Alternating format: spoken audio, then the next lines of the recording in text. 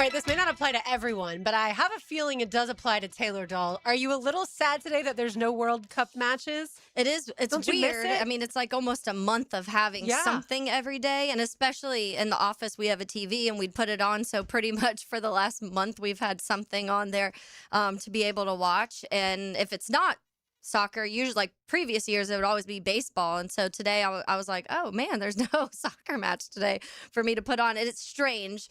We have to wait till tomorrow. Yeah. And it is getting to the point where it's just so many, like the good teams are all playing. So you're excited in that too. And through this last month, I've learned so much about these teams that I'm like, oh, like this one, you asked me 2 months ago about Morocco. I would have been like, I have no idea.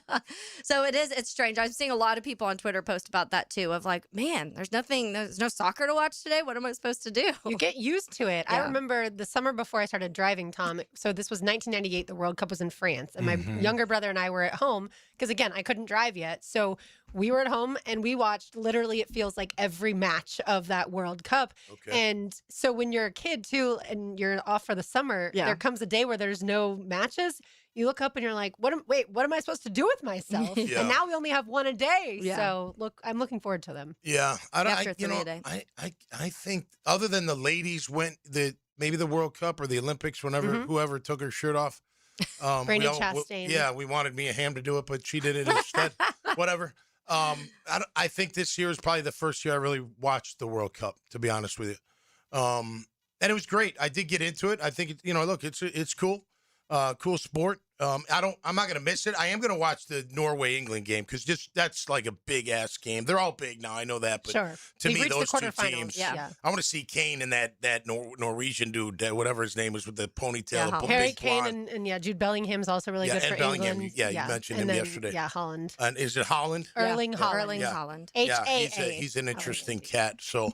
And very good. So I think that's going to be two heavyweights going at it. So, and I'm the novice, but whatever. I don't miss, the United States not being in there. You didn't show up. It's over. You could say it was a good run and it's fine. Come back stronger next year. I don't know. Get better players. Practice better. Get better. Be better. Do something. It is. I will say 4 years now that I've invested more into this time is like, why? Can we do it in 2 years and try again in 2 rather than waiting 4? Because I was hearing JJ talk about it yesterday and it didn't hit me until he said it when he's like, Pulisic's going to be like 31 by the next time. And I was just thinking this year, I was like, oh, he's only 27 years old, but now you have to wait 4 years for him to be back. And so that's why, a lot of them start at like, 18, 19, 20, so they can get a few World Cups in and then they can play until obviously we're seeing 40-year-olds, 39, 40. But I still think you're getting to that point where you're like, oh, it's not a 25, 26-year-old anymore. And it happens like that because you don't play for 4 years. Right. Similar to the Olympics. Yeah. If you become obsessed with summer or winter Olympics. Yeah. And then, you have to wait 4 years to see those athletes at that level. Right. Imagine if the Super Bowl was only every 4 years. Yeah. It's nice every 2, when it goes summer, winter. Sure. And then at least you get a little bit of that. I want a new so-called superstar by then. Pulisic, see you later. Yeah. Like you had your chance. How old is Balogun? He's young. He's, I think, like 25, okay. I want to say. But Pulisic played well at times in this World Cup. Yeah. Everyone's just going to remember that he gave the ball away 11 times in the last match. And I can understand why. Big games, you got to show for up in me the big personally, ones. look at 2026, how it's gone for like my sports fandom, right? Yeah. So when you talk about how the Jags season ended, they had been playing their best football for the last 8 weeks of the season. Yeah. And then against the Bills, it's that one they game. didn't play well at all. Trevor, the 2 interceptions, the defense, no And sacks. what do you focus on? That. Not the 13 wins. No, the right. 13 Agreed. wins, it's fun in the regular season, but our expectations changed and we were all in on the Jaguars beating the Bills. I remember our conversation the Friday before the game. Yeah. We all 3 picked the Jags to beat the Bills. Yeah. So then you turn it to Florida men's basketball coming off of winning a championship. The expectations were at least Final Four. Yeah. Against Iowa, have one of its worst performances of the season. Gator baseball, again, really started to get hot towards the end of the season. Then the pitching just completely melted down. They allowed, 27 runs over the final series. that's atrocious. Yeah. And then the U.S. men's national team, all of a sudden, like, wow, look at this team. They're playing so well. Tactically, the coach has them where they need to be. And then they go out on the biggest stage and once again fall completely flat. Yeah. And it's like, God, you guys are ripping my heart out time and time again. But that's what you remember. You remember the last game. Yeah, the disappointment sticks with you forever. Yeah, I had a friend during the game when they were down. I'm trying to think. It might have been when they even scored just the second goal, but it already kind of, when it was that 61 seconds or whatever, and you're like celebrating, and then you got brought back down to earth very quickly. My friend was like, man, this feels like Notre Dame, Alabama 2012. And I was like, it does. I was like, is Brian Kelly coaching right now? Is that what's happening in this situation? But it is, and that's because that's what you're going to remember. And I think I will say for a lot of people like myself who hadn't watched a ton of World Cup and, the last couple, maybe 2014, I watched a decent amount, but I told you it was more so like going out with friends and like at lunches, having a good time watching the World Cup, watching games the way I did this time and really understanding and learning the game and learning players and all of that. I will say that I think that I will remember more of the good parts too in this, and it won't be so much for me where it's like they blew it in that final game, which they did, but I'm going to be like, man, there were some really fun moments, and you got this little spark of energy for the USA again. And what does that mean for the future? I don't know, because you clearly were, the talent was clearly way better at Belgium. So how far away are you? How can you start closing that gap, and what can you do in 4 years to do that? And I know even JJ was talking about the coach, and what is his name? Pochettino. And he was saying, you still keep him even after this game, because I saw some people being like, fire him. It's, look what he did in this game. And I'm glad that people the majority are not on that side of like, look what he did with everything else with this roster who couldn't even win a game or match and couldn't qualify the last time they were in the World Cup. So I do think it's been fun. It's interesting. Even Saturday night, I was talking to friends, and there's like an emo night on Saturday night that's going on. And then there's a McGregor fight or something. And I'm like, okay, but Norway plays. And I was like, I would have never said that a month ago. I would have never said those words. Yeah, overall it was great. I think just the all the countries and how excited all their fans were. You were around a lot of them in Orlando. Yeah. I think every team was represented. But they were really into it. Yeah, there were a lot of Brazil fans. Man, they were not happy after that game. The yellow shirts, I call them. I'm like, oh, there's another yellow shirt. You don't look too happy. Don't say anything. Keep your head down. Don't make eye contact. I'm kidding, but they were pretty upset. No, it was good. Listen, I think just listening to the pundits and reading about, like, they're like, yeah, that's the United States. They're only good enough to get this 16. Can they break through and get to the 8? And that if they got to the 8, I think the statement would have been unbelievable. It's still good. Don't get me wrong, because I know it's been a long time since they were to 16. But that 8 is called Elite 8 for a reason, at least in the other tournaments. Right. I don't know. I think that would be, then you'd be like, all right, that was really pretty awesome. But it did bring, I don't mean to cut you off. You're good. It got everybody excited for soccer. I mean, come on, you had 74,000 plus. That's pretty cool. You can't deny, the fandom. You can't deny the people that were totally into it, and the fans and the attendance and all that. So of all that, it's fantastic. There were people who weren't sure we were getting out of the group stage. So that's part of it too, pre-tournament. Before. We had never won that. So that is improvement, yes. Yeah. But the way the United States lost, like, that's why it's okay. It's the same old U.S. Yeah, 13-4 is an improvement too, but if you win and you lose in the first round. Right. At least the way the Jags lost, while I have the negative parts in my head, they lost by a field goal. Right. Losing 4-1 they got and crushed. the way that you lost. That's what some of those goals, the way they happened too. It's like, this is lower level soccer that people wouldn't make those mistakes. Yeah. You know what's interesting? As we're talking, I'm thinking about, like, when Trevor came back against the Chargers, right?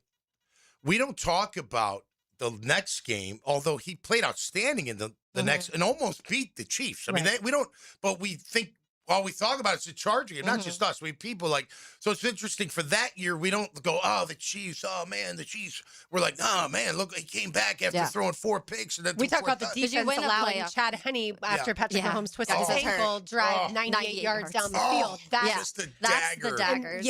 But Trevor had a phenomenal run that year. He did. And that's what I think, that you win a playoff game, and that's why I like similarly with the U.S. You win a couple, you get out of that group stage, you win, and you're like, okay, there's something there. And so you want to build off of that as a thing. The problem is you got to wait 4 years in this sport to do that.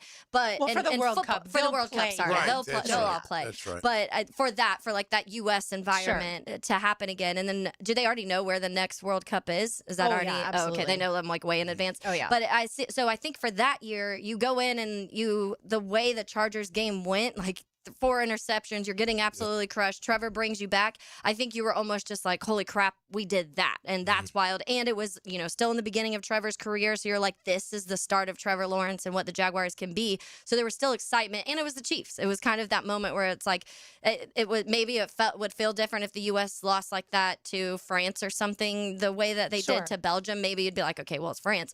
But it wasn't. So you do have kind of this weird, different feeling. Did you see Balogun's message, by the way, that he sent? Yeah. I wanted to read it because it was actually super nice. And people in the comments are so rude. I like scrolled for a minute and I was like, I don't even want to read some of these. But he said, my debut World Cup, it hurts to wait 4 years to compete at the highest level our sport has to offer. I want to say sorry to our fans. It was not good enough when it mattered most and we let you down. Soccer in America will only become bigger in belief, the talent and the passion, and continually growing. And I know that the best days are in front of us. The future belongs to those who never stop believing. This moment will fuel us. We will be back. Why not us? For the nation, for the flag. I want to give him a hug. I know, me too. I loved that. But people in the comments were... Look at Tom's face. People in the comments were like turning it political, and then they were like talking about, okay, well, you sucked in the moment we really needed you. Like that's what he's saying, by the way. He said we let you down. Like I know do that. wonder if Balogun hadn't played, does Belgium still come out with the same fire and feistiness that they did? All Probably, that drama but, around it didn't happen. So we were so elated on Sunday when we found out he's going to be able to play, and then by Monday night it was like just a but kick why in the wouldn't stomach. have we been fired up because he got to play? You think that would ignite a huge fire? Well, I think it was a lot of distraction. It was like, is he playing? Is he not playing? Okay, he's allowed to know they're going to appeal. Never mind, he might not be able to play. With him or without him. You have to have that the bench player Pepe or whatever. Yeah, he was Ricardo going to be having to be ready. You got to be this nice when you critique the Jags. I'm just going to hold you to fire. I'm not being nice. I said they sucked. I said they sucked, but I don't. And even when the Jags, I'm not like cussing Trevor out after for ruining everything if he makes a couple bad plays. And so I just think that sometimes it's in those situations. You were bad. Everyone's been saying you were bad, but all he's doing is saying like, hey, we are building something. Like, give it a little bit of a chance. Don't give up on us. We've got 4 years to make this better. And people just want to be negative because that's the world we live in. It'll be interesting, like, if it carries, and I mean, like, all the way through, leagues at kids in high school. You know what I mean? Like, or does it fade because the World Cup's gone for another 4 years? You know what I mean? Some people will now pay attention. Let's say the next U.S. men's national team game is a friendly, right? Obviously not qualifying or anything, but let's say it's later this year, like September. Mm-hmm.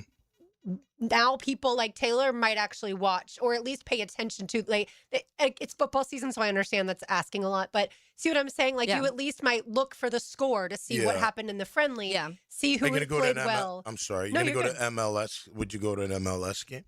I probably would not personally. I mean, what if one of the players was on a team? Holland maybe play certain players I really like. Maybe honestly, if Pulisic played in the MLS, boo Messi, sure. But I think if Jacksonville had an MLS team, we would feel differently about the MLS. But because we don't, we just scoff at it because it's not the highest level of soccer. By the way, the next World Cup in 2030, Morocco, Portugal, and Spain. Okay. So jointly held by the three of them, just like this one has been jointly held by the United States, Canada, and Mexico. You brought up one thing about coaches versus players, and we've had this argument around here about the Jags for a lot. So I want to get into that on the other side as far as, is it the coach's fault or the player's fault? Obviously, the answer lies in between. But when it comes to the U.S., also when it comes to the Jags, whose fault is it? And we'll also talk some edge rushers. You are listening to Helmets and Heels, 1010XL, 92.5 FM. Fans first. I was born a Jags fan, and I'm Duval till I die. Jaguars pride forever. Duval! 1010XL, home of the Jaguars. DivorceMenOnly.com. This is Kenny Lay of Kenny Lay & Associates. Our firm specializes in representing men in family law. That's all we do. That's our only focus. We can help with all of your family law needs, such as divorce, custody, alimony, and child support. For over a decade, we have helped thousands of men with these types of issues. We even have an appellate division ready to challenge a judge's ruling. If you need a family law attorney, go to DivorceMenOnly.com. DivorceMenOnly.com. Offices, Jacksonville. When you want to know what's happening in Gainesville, roll with the Gator Report. I'm Joe C. Listen for updates on Florida Gator athletics several times a week on 1010XL. Built by Cash Building Material. Windows and doors done right. Go, Gator! Hey, Tommy Mack here for Duval Glass and Mirror. You don't have to remodel your entire home to make a big impression. Sometimes all it takes is a beautiful frameless shower, a custom-cut mirror, or just replacing that fogged, cracked, or outdated glass that's been bothering you for years. Jacksonville homeowners trust Duval Glass and Mirror for expert craftsmanship, honest service, and flawless results. Visit DuvalGlass.com for your free quote today. There's only one name for glass and mirror, and it's Duval. It's America's 250th, and Best Bet is celebrating all month long. Join us for America's birthday with exciting promotions, big jackpots, and over $700,000 in high hand giveaways throughout July. And get ready for the Lips Poker Tournament Series, July 31st through August 2nd. Also in August, the return of the World Poker Tour with $1.5 million in guarantees. Celebrate and win at Best Bet with nonstop poker action all month long. See all the details at bestbetjacks.com. That's bestbetjacks.com. Jumbo Shrimp Baseball is home this week and weekend at VyStar Ballpark. Tomorrow is Coors Light Thirsty Thursday, Friday night fireworks, and Christmas in July weekend with a Nutcracker giveaway on Saturday and a Santa hat giveaway on Sunday at 1:05 p.m. as they wrap up the weekend. Get your tickets now at jackshrimp.com. Jumbo Shrimp Baseball, affordable, family, fun. Prosser here for Lifetime Enclosures and Lifetime Flooring. Weather is as hot as can be, so think ahead. Get your backyard ready for football season with 15% off project. Plus, get an additional in-showroom discount for both flooring and enclosures just for visiting. Maximize your space and make it great with Lifetime Enclosures and Lifetime Flooring. If you have the space and the idea, call them today. Showrooms just off Phillips Highway. Tell them Prosser sent you. If you are an experienced electrician looking for your next big opportunity, look no further than the Miller Electric Company, a trusted name in the industry for over 96 years. At Miller Electric, we tackle the biggest projects in the city, offering you the chance to showcase your skills on a grand scale. We believe in rewarding hard work with the best pay, top-notch benefits, and an unbeatable culture where people actually care about each other. Take your career to new heights with Miller Electric Company. Apply today at millercareers.com. Miller Electric, an equal opportunity employer. Credit card interest rates are now over 29%. Most people are only making the minimum payments, so they're getting nowhere. Hey, Prosser here, but here's what many homeowners don't realize. Using the equity in your home, you can easily access hundreds of thousands in cash. With Loan Pronto's Rapid Equity Loan, you can pay off your credit card, your existing HELOC, your car loans, or get money for that home improvement project. One client just got $100,000 approved and saved over $1,500 a month. Here's the best part. With Loan Pronto, you can do it all from your phone. With zero out-of-pocket, no hard credit pull up front, no appraisal, no long drawn-out bank process, and no touching your first mortgage. Rates are at a near 3-year low. Act now. Go to loanpronto.com. See how much you can get in about 60 seconds. Loan Pronto, 2,800 5-star Google reviews. Call 904-999-1508 or go to loanpronto.com. Equal housing lender, NMLS 1661781, NMLSconsumeraccess.org. 1010XL, presented by Farrah and Farrah, exclusive injury law firm of the Jacksonville Jaguars. When it's game time, Farrah doesn't flinch. Tom McManus, Taylor Dahl, RJ Saunders, I'm Lauren Brooks with you as we cruise along into this Wednesday afternoon. This week is flying by. I think because we did have Monday night with the U.S. men's national team. So, Taylor, you brought up people are blaming Mauricio Pochettino, the men's national team coach. And obviously, I'm much more in the camp on Monday night of blaming the players, like we talked about yesterday. How do you determine if it's players' fault or coach's fault when we're talking about the game of the NFL, right? Yeah. Like, I read a little bit of that article that I think it's Seth Walder that wrote on Sean Payton. I don't know if y'all clicked on it yesterday or not. It's like a 20-hour, I felt like, read, honestly. You know, normally they'll tell you how long something is. Right. This one didn't even say. I was like, if it's taking me more than 20 minutes to read the first part of it and it's 6 parts, it's going to take people a long time. But either way. ADD. I was reading how Sean Payton was super critical that one of their defensive players didn't get in one of their postseason games. And I was like, wow, look at the attention to detail and things like that. But when it comes to the Jags, like in the loss to the Bills, who do we blame more? Liam Cohen for not giving the ball more to Bashal Tutin, running the ball, things like that. Coach Camp not being able to get pressure on Josh Allen, or do we blame the players for not executing what was called? I don't know. Yeah, I think most times it's a combination. We talk about everything being kind of somewhere in the middle when we talk about the issues between Trevor and receivers. You know, we were like, it's somewhere in the middle. And I think most times it's that. There's the obvious moments of coaching where timeout. Eberflus not calling a timeout on Thanksgiving. That was a clear coaching error. We've seen it with Billy Napier many times. Napier.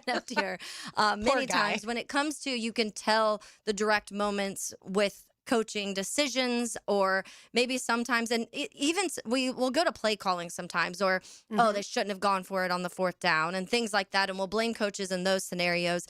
But I do think, okay, well, the coach called it, and it wasn't the right play, or did they not execute it correctly? And so we talked about it a lot in that Bills game. What if that 4th down was made? You know, if Trevor doesn't slip, he doesn't slip, you get a 1st down, and you're not criticizing that call anymore. And or so if Liam kicks the field goal, because you lost by a field goal at that point in time, and you get the points. Or Cam makes the field goal when he that's why I do think there are, in every single game, you can probably be like, here's, and losses and wins, you're usually not criticizing who's doing what most of the time. But in a loss, you can probably go back and be like, here's 4 or 5 things that the coach probably could have done differently. Here's 4 or 5 things that the players missed on, whether it's a missed throw, whether it's an interception, whether it's a missed field goal, missed tackle, missed block, whatever the case may be. There's a lot of those circumstances, I think. But I do think it meets somewhere in the middle. There are more obvious moments. There's some obvious moments when you're talking about a really bad throw. You're going to put that on the player. And when you talk about,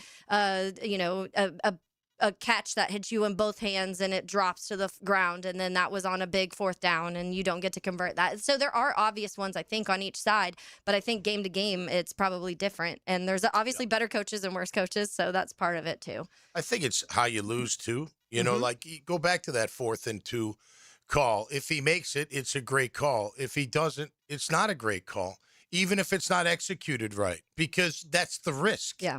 Like, it's too risky at that moment to go. Now, if you gain it, then, you get the credit. That's how it goes. Yeah. You know, if you call the right thing and you get it, you get the 1st down, you get the touchdown, guess what? It was a good call. You can't deny that because it worked. But when it doesn't work and then you put your team in that situation. Now, it wasn't the head coach's fault that the Bills drove 90 yards from that moment and went and scored points against us. That's on the other side and the players. So I will say this. So think about that. So the 4th and 2. You see where the risk is, right? So to me, that's more on the coach, right? Then at the end of the game, Trevor's thrown in the middle of the field with no timeouts. And you're like, that ain't on the coach. That's on the player. Like, how do you not know? You got to go to the sideline. Like, what are you doing? I'm going to quick out to the sideline. Let's go down the field a little bit and get out of bounds. And we're throwing in the middle of the field. What are you doing? Like, so that's like the give and take there. Now, I don't know, beat from Shinola when it comes to soccer. However, the other night, they seemed more organized in the way they passed the ball around. Belgium. Belgium. We seemed like we were playing sandlot soccer, like just whoever's open, give them the ball. It wasn't organized. It didn't feel we like. felt, watching it, I thought the United States looked incredibly rushed every time that they were doing something, whereas Belgium had time and space. Yeah. Right? And so they had more ability to create chances because they had created that. And the United States, I mean, at times they were just dribbling into Belgian defenders. Yeah. If you watch good soccer players, you have at most probably like 2 touches. At most. You almost never want that ball at your feet for that long unless it's a breakaway. And one guy had the shot one-on-one with the goalie, and he just shot it right at him. Like, that's... Mauricio Pochettino is not coaching him to do that. He's not. That's not. Exactly. That's the player. Like, man, maybe, I don't know. I'm not a soccer player, but can you put it up higher, lower, spin it, throw it to the other foot and make a miss? Sometimes you have to take another touch to create a better angle. I don't know. Whatever. But, but then you look at the coach. Well, did he have them ready? Right. Belgium was ready. You can US say is not confident. whatever off the field, on the whatever. They were ready. Yep. And it felt like every time the United States had the ball, especially early, they attack the ball. Like every time it seemed like, even when a pass went to the other guy, swing, pass over here, swing. They're like, it was like magnets to the ball. Yeah, they're like magnets to the ball. Which is how the U.S. was to start the tournament against Paraguay. It was. That's when it they felt like were other teams couldn't breathe, and that's how you felt in that game. And that's why everyone says the competition level. Yeah, I'm not supposed to Paraguay's here, Belgium's here. Yeah. Okay, that's why. Yeah, Okay. And that's what I get it. It's a big difference. It reminds me this last year, and I think we've left games, and every team has had the moments where you left and you were like, we were outcoached in that game. And it felt like that with Sean McVay and the Rams this year. It just, you left that game being like, Liam Cohen was outcoached by Sean McVay. And so not saying it was all Liam Cohen's fault, but there are moments in games where you're just like, they were more prepared. They were ready. They weren't making mistakes. They just felt like, and we talk about USA, in Belgium, you can just have that feeling that the other team, everything, and some things just go right. You know, that we talk about the ball bouncing your way or not going your way or whatever. That game was one of the only ones, I think, last year where I felt like Liam Cohen got outcoached. And he kind of rebounded from that shortly after when, especially against the Denver game, for example, you're going against someone like Sean Payton, who's been doing it for a long time. And I think he outcoached Sean Payton in that game, and that was surprising for a lot of people. So we saw both sides of that last year, and that's something that makes you excited for year 2 of Liam Cohen when it comes to the coaching aspect, because you did see him in certain games where, maybe by the Rams it didn't look very well, but then not too much longer, he was out coaching Sean Payton, one of that people put in the top 5 of their coaches in the NFL. And the week after beating the Chargers, the way that they did too. Yeah. And so I think that those moments are huge, and it shows what type of coach Liam Cohen is. Yeah, no question about it. Look, I think with Liam, the critiques you would have on him were the aggressive nature. Yeah. Look, remember earlier in the year he went for it. And he right away got defended. Yep. He was like, the analytics say go, we go. And okay, look, I'm not a total analytics guy. I like both. I love the eye test. I will take the eye test over anything. Just your gut feeling too. From my opinion, your gut. Momentum.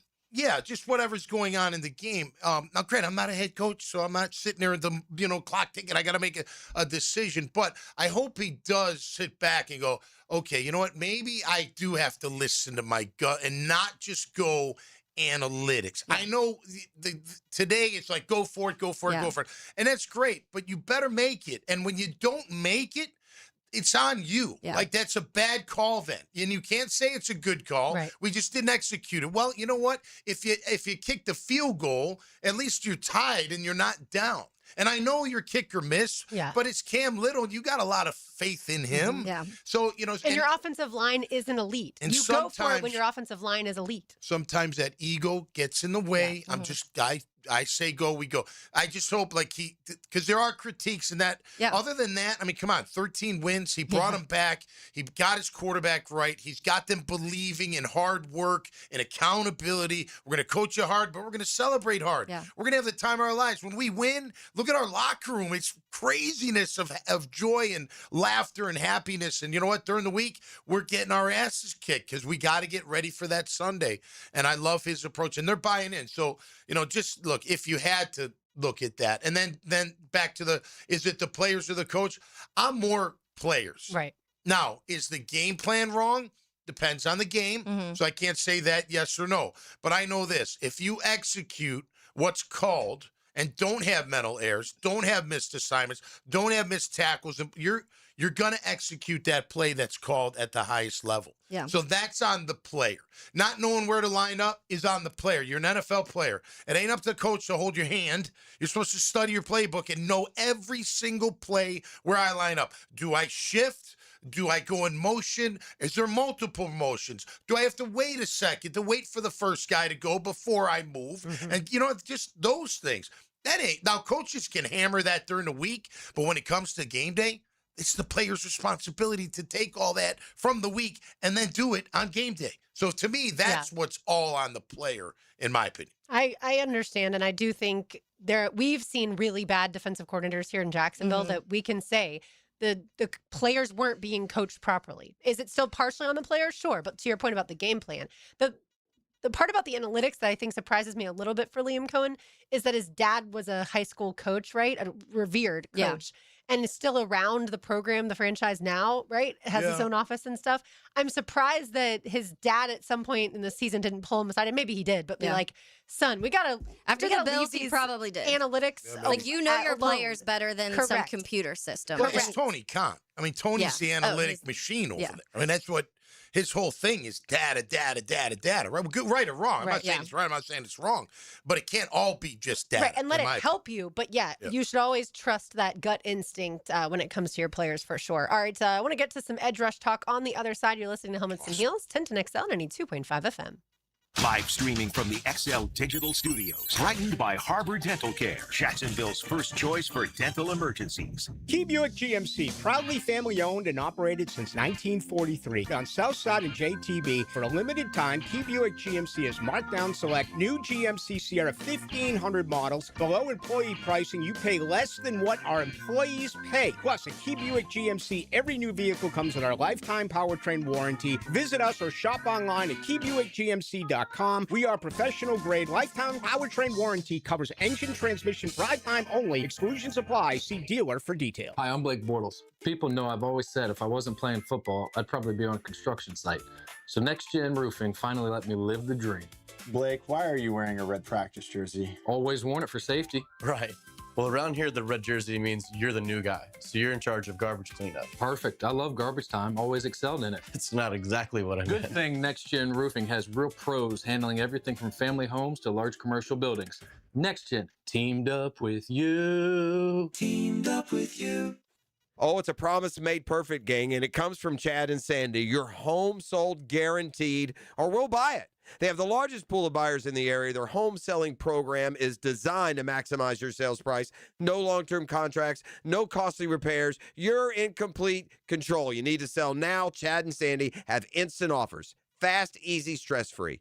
And they deliver on this promise. Using their proprietary Market Max system, Chad and Sandy guarantee your home sold at an agreed-upon price and deadline, or they'll buy it. They're the local real estate experts I trust and recommend. No required repairs. Pick your move date. No long-term contracts you can cancel at any time. Marine on Pace Island and Fleming Island. I needed to downsize to a single-story home, but my house in Pace Island had been sitting on the market for 158 days. Heard Chad and Sandy on the radio, gave them a call. Their strategy generated multiple showings. Day 2, my home sold.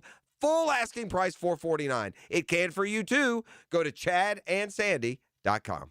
I'm local attorney Rick Alexander. In my 30 years practicing law, I've learned you never want to choose money over health. It's always a bad deal. Unfortunately, when someone screws up and you get hurt, that choice is gone. Your only choice is whether you face the future with a lawyer or without one. If you're hurt because somebody screwed up, call me at the practice. The Alexander Law Practice, 904-400-6600 or alexanderlawpractice.com, Jacksonville. I've spent 20 plus years around scoreboards, and here's what they don't tell you. Every number up there is somebody's story. So when I heard a number last week, I had to sit with it.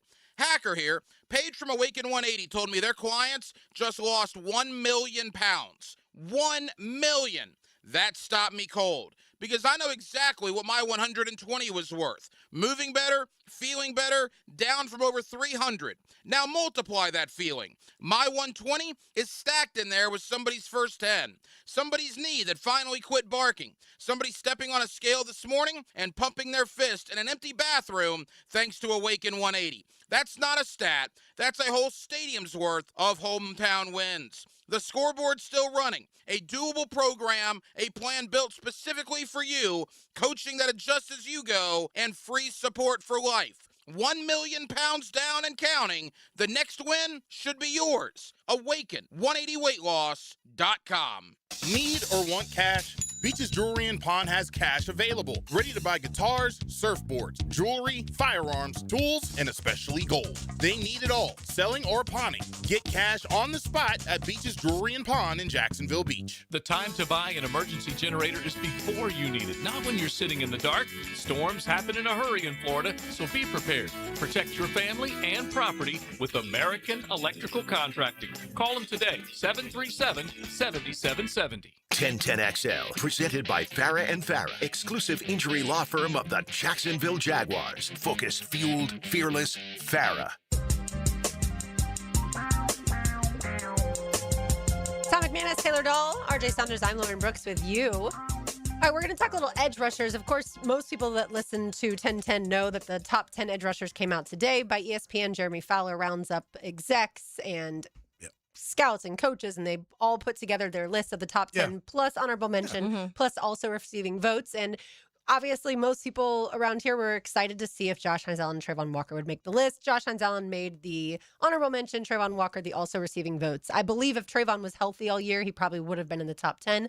That's just what I think. And obviously, if Josh Hines Allen had gotten more sacks, I think he would have been in the top 10. But it's a very heavy sack data-driven type of, or sack stat, I should say. Yeah. Well, I mean, that's what they're paid to do, right? To sack the quarterback. And they need more. They got to play a full round. I mean, look, you look at Myles Garrett. I mean, he's an all-around great player. I mean, he's got tackles for loss up the wazoo. You know, he's got sacks galore. I mean, this guy stops the run. Like, he is unbelievable when it comes to that. Listen, in my opinion, look, what the NFC scout said about Josh Allen, not elite, and I quote, not elite, but consistently very good with a quality power rush game. I think that's accurate. But he can be in that top 10. And be honest with you, when he's paid the way, he's got to be in the top 10. But I don't know if we could go through that top 10. I was looking at him earlier. They got it about right. I mean, like, even for the record, honorable mention, Jared Verse is honorable mention. They put Trey Hendrickson. And Trey Hendrickson, too. So he's back-to-back 17.5 sacks. He's in good company. Yeah. It's not, he's still one of the very, very good rushers, and he can be that elite. And look, his all-around game, you could probably say, is in that elite, almost elite. If he gets the sacks like he's supposed to get them, the 12 to 15, then he's up there with the best. I mean, that's how it works, right? Absolutely. We'd all have Garrett 1, probably Parsons 2, Will Anderson's near the top, Max Crosby, Aiden Hutchinson, I think, and Danielle Hunter. I think those are all very easy. Obvious ones, For the record, I'd take Brian Burns in a heartbeat. I mean, that guy from the Giants is unbelievable. He's an unbelievable So he comes in at number 9. pass rusher. But I mean, Bosa, healthy. You know what I mean? That's the thing. TJ Watt, Nick Bosa didn't have the best seasons last year. And so Injury. that's that's where I think you could maybe argue. And are they weighing against the run as much as they are getting a sack? I don't know. That's a great question. What I would imagine they're not. Is they're much more focused on the QB hits, the sacks, obviously, as well. Nick Benito. Yeah. I mean, look at him. He goes from 8 sacks to 13.5 to 14 in his first 3 years.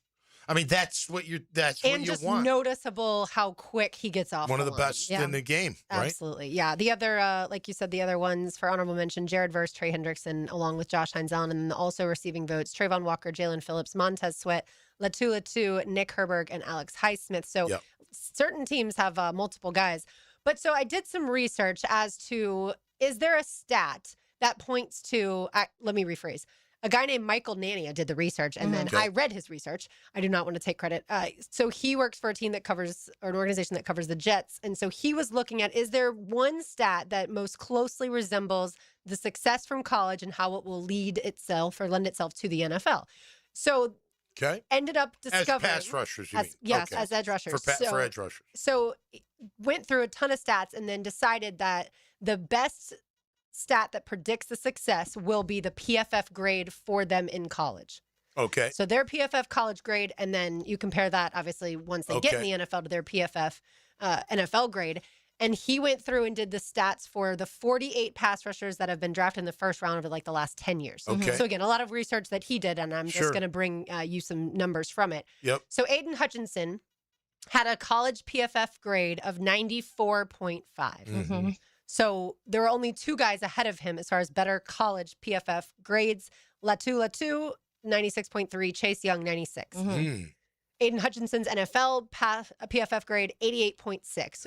He's really elite. Good. Come on. There's only Imagine if you could have had Aiden Hutchinson. Yeah. And that's exactly. So there's only 2 guys that have a better NFL PFF grade than Aiden Hutchinson. Those would be one Myles Garrett and Micah Parsons. Yeah. Yep. So, and by the way, that's everything. So when you do talk about PFF's not just talking about pass rush. Right. PFF is including their run, defend, and there too. A lot of people crap on Aiden Hutchinson about that. Aiden Hutchinson struggled a little bit in the beginning of his career defending the run. He's been really, really good run defender year when he's healthy. And so that's part of it too, is that that's one thing about PFF. And they have some weird stuff sometimes where you're like, that doesn't feel right. But when it comes to most times, if you just look at straight out grades, because you can break every individual thing like pass rush and run defense and tackle rate and all of that stuff. And you can, it looks like granted, it's one season too. So you're kind of like, you can go through each season and kind of see the highs and lows of certain people's career. But that is one area where it has been pretty accurate. And obviously this link to that college and pro is pretty crazy. Yeah, so, look, Aiden's got some Max Crosby in him. You know, you can.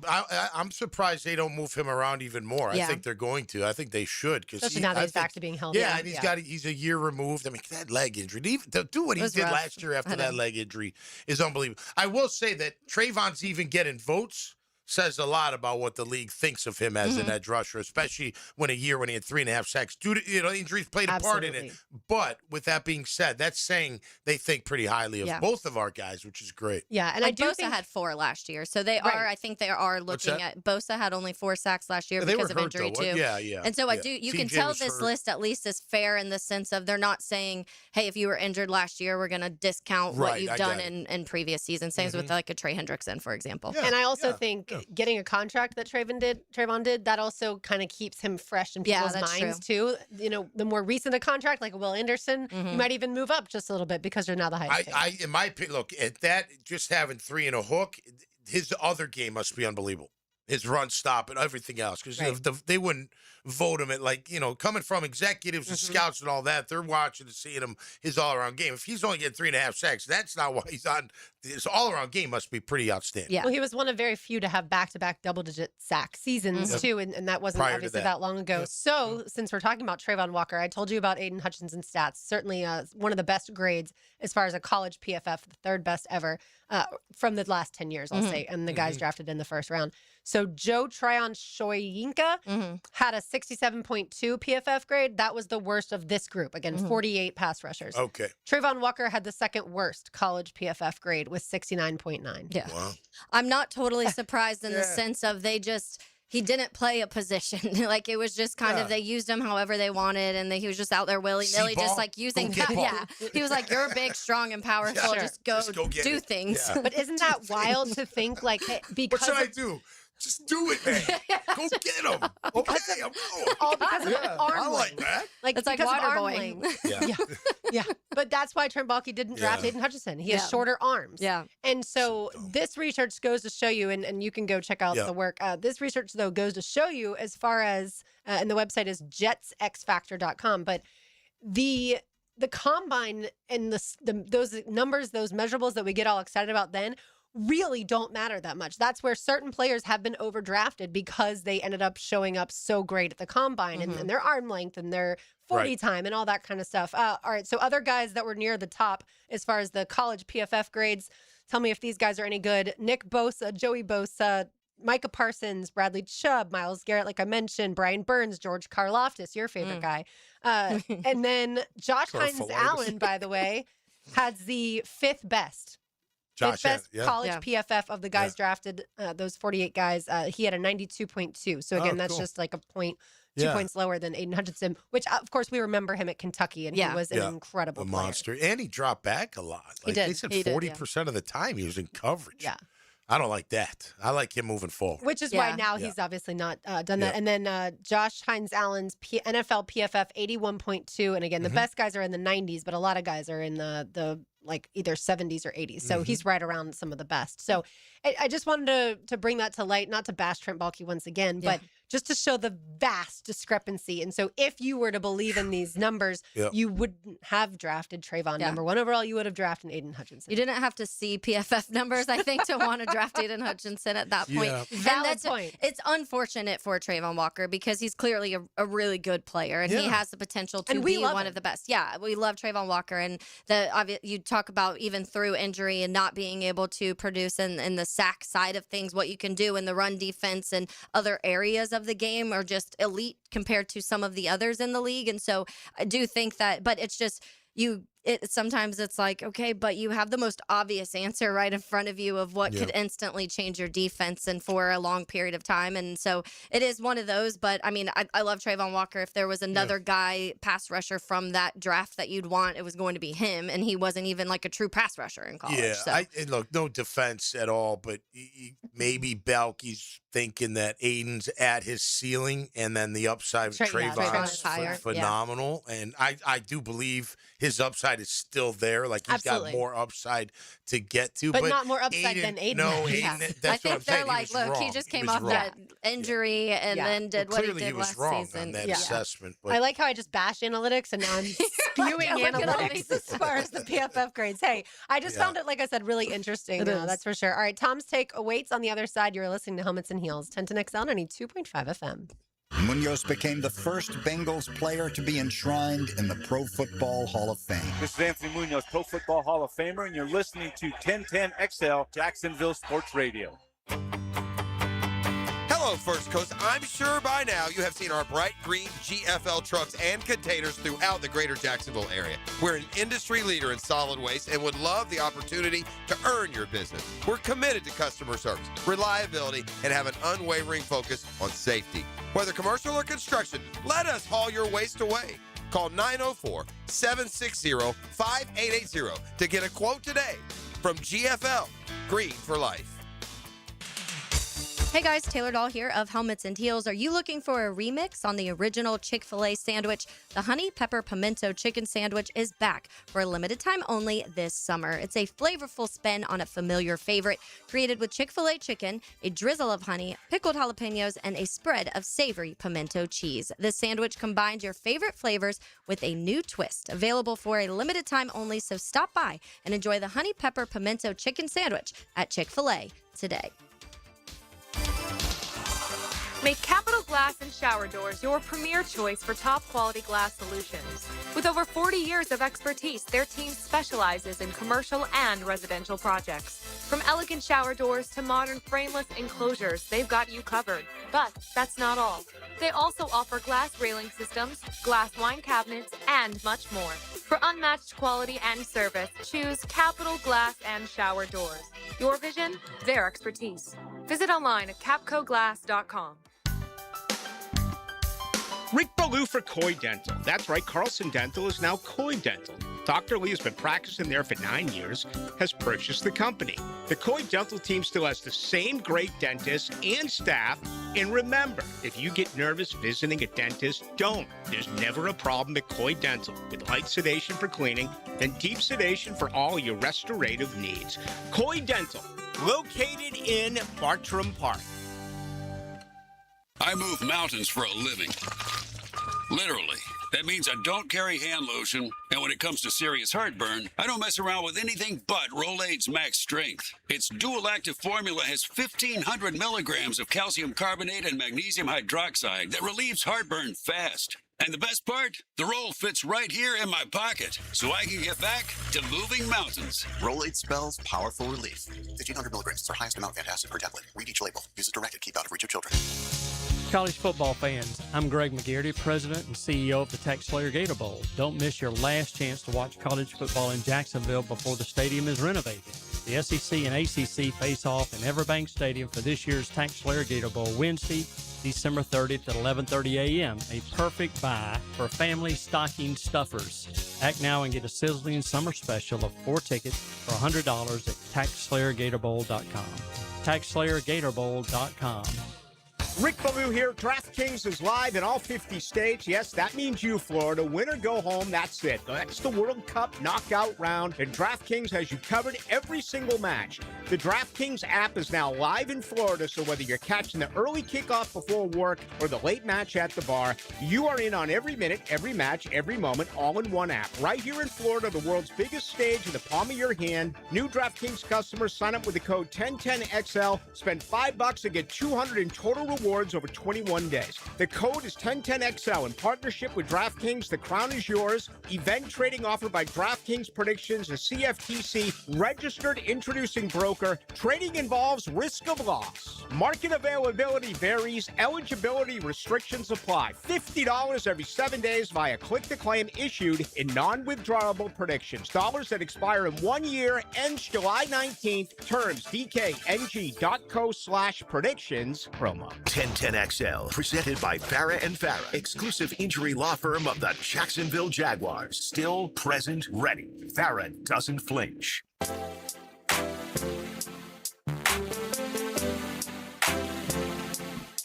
It's a great week to go see the Jumbo Shrimp, and right now we have a pair of voucher tickets to go see them at VyStar Ballpark whenever you want. But this week they're home all week against the Durham Bulls. That would be the AAA team of the Tampa Bay Rays. So we'll talk a little Rays baseball in a little bit, but right now be caller number 3-641-1010, caller number 3-641-1010, and you are headed to VyStar Ballpark to see the Jumbo Shrimp. Time now for Tom's Take. Now, Tommy's Takes. Protected by Morgan & Morgan, forthepeople.com, or dial #law.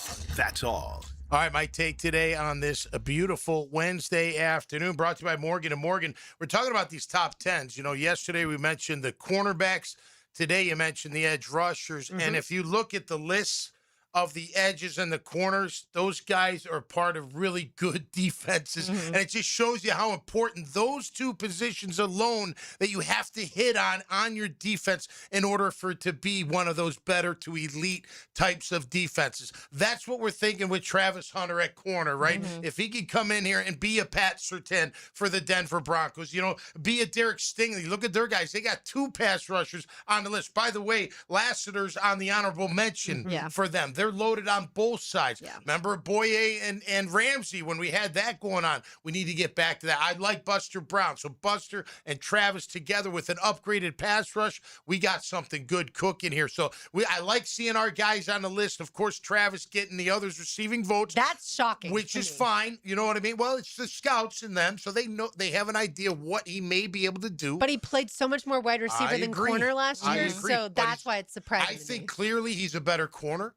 I think he's a dynamic playmaker on offense, but as far as position-wise, I think he's a better corner. I think he's a shutdown corner. The point is, having hit on these guys, we got our edges, we got our D-line, we got our corners. You know what I mean? We fill in the rest of the blanks. We're going to have a heck of a defense. That's my take today. Get it right, fellas, down there at Everbank in the Miller Electric Center, and we'll be all right on the defensive side of the ball. Brought to you by our friends at Morgan & Morgan, forthepeople.com. I was shocked that he was in also receiving votes as a corner, like I said, because he played far fewer snaps at corner than wide receiver, but also because he did get hurt in October. He did. Right? And that to me was unbelievable that the exec scouts and coaches are still that high on him. Yeah. And then obviously they've heard the narrative that he's going to play more corner this year than he did last year. Well, look, I mean, I think early on he showed, against Cincinnati, he showed he could play bump and run. He could play press. I mean, I know that last play didn't go our way, but even before then, he was right in the hip pocket of those guys. He wasn't getting beat. He wasn't hesitating. He was very physical at the line. And I think when you see that enough, you know, if you see enough, you're not going to go on one game, but you see a microcosm of it, you can say, man, if that guy's healthy, he's going to be a really, really good corner. So I think that's why he gets it. It's just like with Trayvon. Like, they're not going by what he did before. They're saying, what is he going to do? He's great against the run, and we're expecting him to get the sacks up back to when he had double digits, right? So that's why he's getting votes too. But, hey, we're right there is what I'm saying. Like, it's great to have. You know, you think about it, Taylor, all the most important positions on the field, right? QB, left tackle, wideout, pass rush, and corner, right? You need a DT, you need a linebacker, you need a back. Don't get me wrong. But those 5, and we're pretty close on all 5. Yeah. You think about it. Yeah, and I think that too. I mean, you're not far removed from, the Jaguars moving up to draft him very high, and the whole consensus of Travis Hunter. He was going to be the second player. That's what it was. If there wasn't a quarterback in that draft, he probably would have went first overall. That's what everybody was talking about, and it was because they were saying he was so dynamic and he can play both sides of the ball, and there were people predicting that he was going to be offensive Rookie of the Year and Defensive Rookie of the Year. So I think that is still there. And I don't think because he missed a half a season injured that all of a sudden that went away. And I do think they're also looking at this coaching staff, and that's a credit to them too, because you saw what Coach Campanile was able to do last year with an Antonio Johnson, a Buster Brown, a Devin Lloyd, those guys having the best career seasons that we've seen so far, and kind of developing those guys young. And so I think there's a lot of confidence in that too, of how Coach Camp can use Travis Hunter in this defense. You have some help up front. You know, you have two guys that can get to the quarterback when they're healthy and they're on the field, and you hope that that continues. And then now you hopefully have a back end that can help those guys, the defensive line too. So I think there's probably a little bit of projection in that, but I think there also is that sense of like, you've seen what Travis Hunter can do in moments and how dynamic he can be on the football field, whatever side he's playing. And so there's a little bit of that in there, and I think it's probably a little bit of hope too, because you just want to see it. Like, people love Travis Hunter. He's smiling, he's fun, and he's electric, and he has a good time playing football, so you want that to be successful. Eric Armstead said, quote, Travis Hunter is the most talented athlete I've ever been around. I bet. End quote. Said that recently on SiriusXM. That's not shocking. Yeah. You know, with the way that kid moves. No, but I'm guessing we've never seen a player make this top 10 list with as few snaps playing at a position as he did. Like, that is also how it's just an unbelievable sentiment that the NFL has. What's our feeling on Buster not being in there at all? He's do not you even think on Buster's like, votes. wait, Yeah. hold on. Tyson Campbell I got actually votes. did it last year, all year. Yeah. He's on a good defense. He is. Cleveland's a good defense for him. I think another year for Buster Brown, and he could land somewhere on this list. But we like him, right? We I think absolutely he's a really do. good That's why he got a contract. Yeah. But I don't know that around the NFL, executives, scouts, and coaches are as high on Buster, because, again, they probably didn't have as much film on him in college. Like, they weren't studying him as much as some of these other guys, because he was a later round draft pick. Yeah. I feel like if we looked through most of the top 10s, a lot of times it's guys that are high draft picks and also perform. And I think the thing on Buster, and he's really good, but if he gets beat, he's not making up the speed unless the ball's thrown short, and then you'll make up. But Travis will. Travis will. Yeah. You beat him for a half step, he's catching up, no problem. And we saw that a little bit with Buster. If he did give up a play, it was normally down the field. Mm-hmm. He's really good up on the line. He's very physical. He's good on slants, the curls, digs, all that. But if you do a fly pattern, you double move him, and he hesitates a minute, you had a good chance to go by him. And that's where we assume Travis Hunter will be on some of the better / faster wide receivers. That's what I do. Right. You know? But if a team has multiple of those guys, then you could certainly be in trouble. All right, from one giveaway to the next. That's right. Taylor's Tangent is on the other side. You are listening to Helmets and Heels, 1010XL, 92.5 FM. It's high-speed chaos. They make contact! Sunday at Echo Park Speedway. Right into it! They cross the line, and guess who wins the race? Powered by the Plumbers and Pipefitters Local Union 234. From the station with the most horsepower, 1010XL. Hey, Jacksonville, I'm sure by now you've seen our bright green GFL trucks and containers throughout the greater Jacksonville area. We are an industry leader in solid waste and would love the opportunity to earn your business. We are committed to customer service, reliability, and have unwavering focus on safety. Whether commercial or construction, let us haul your waste away. Call 904-760-5880 to get a quote today. GFL, green for life. When my dad tore his meniscus skiing, he was told that surgery was the only fix. But surgery meant giving up his hobbies, so we went to Southeast Orthopedic Specialists. They specialize in non-invasive treatments that get you back to fighting shape. My dad got a platelet-rich plasma, or PRP, injection. It took a fraction of the time to heal, and now he's back to doing what he loves. Relieve pain and get back to life. Southeast Orthopedic Specialists. World Cup soccer means every goal, every save, and every minute matters more. I'm JJ LaSelva from The Frangie Show. Join me on the 1010XL Soccer Show podcast with analysis of Team USA and all the drama from the FIFA World Cup, squared up by Twin Peaks. Transmission problems? Call Action Transmission Specialist. I'm Robin, the owner. My team provides expert service, done right the first time on all makes and models, plus a nationwide after warranty for total peace of mind. Action Transmission on Merrill Road. Get traction, call Action. The flagship station of the Jaguars. WJXL AM Jacksonville Beach. WJXL FM Jacksonville Beach. When you're craving scratch-made food, 29-degree draft beer, and the best seat in the house for every game, there's only one place to go, Twin Peaks. E.T. here, and from juicy burgers and smoked in-house wings to ice-cold brews served by the friendliest team around, Twin Peaks is the ultimate sports lodge. Wall-to-wall TVs everywhere. You'll never miss a moment. So grab your crew and head over to Twin Peaks, where the views are impeccable and the food hits every time. And the beer is always colder than your ex's heart. Twin Peaks. Eat, drink, scenic views. What was the name of Van Morrison's first band? The answer coming up. When your homeowner's insurance policy is up for renewal, it's a good idea to shop around to find a better plan. Southern Oak Insurance for over 20 years provides Floridians a clear option. SouthernOak.com. Our family protecting yours. Southern Oak Insurance. Van Morrison's first band was called Them. Southern Oak Insurance, our family protecting yours. Calling all artists. The Jaguars Game Day Poster Series is back, and we're looking for bold, original artists to bring the energy to game days at the bank. Submit your portfolio for a chance to showcase your talent and design a limited edition Jaguars Game Day poster. Don't miss out. Be part of Duval Designs by visiting jaguars.com/Duval Designs. 1010XL is a proud supporter of the Alive Credit Union Greater Jacksonville Kingfish Tournament, July 9th through 18th. Fish for fun and prizes and support Jacksonville Marine Charities. Learn more at kingfishtournament.com. Brian and Angela Wall here with Window World. Hurricanes happen in Florida. That's not news. But what happens even more often than hurricanes are home break-ins. And if security is important to you, you might want to look into hurricane-rated impact windows.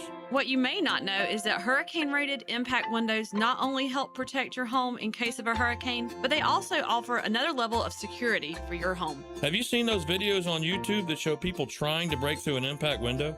A thief is way too lazy to spend his energy trying to break through one of our impact windows. That's why he doesn't have a real job like you. He'd rather break your non-impact window while you're at work. Window World has high-quality, very affordable hurricane-rated impact windows to help protect your home from hurricanes and from lazy thieves. Call us today at 904-443-7001. Get a free estimate and see for yourself. You save energy, get more security, and the windows add value to your home. With all Window World windows, you get the best guarantee in the window replacement business. Window World, simply the best for less. And thank you for your business. I'm Jared Justice with your 1010XL Southeast Orthopedic Specialist local sports update. The Magic's Franz Wagner will not play for the German national team this summer, instead focusing on getting healthy. That's according to German magazine Basketball World. The Magic's first summer league game is tomorrow. The drill will be out at Daly's on Chaffee Road on Friday. Just 8 teams remain in the World Cup. 1010XL has World Cup updates all day. It's 96 degrees at 3 o'clock. Time and tip brought to you by Bueller Air and Plumbing. Stay cooler with Bueller. 1010XL, presented by Farah and Farah, exclusive injury law firm of the Jacksonville Jaguars. When it's game time, Farah doesn't flinch.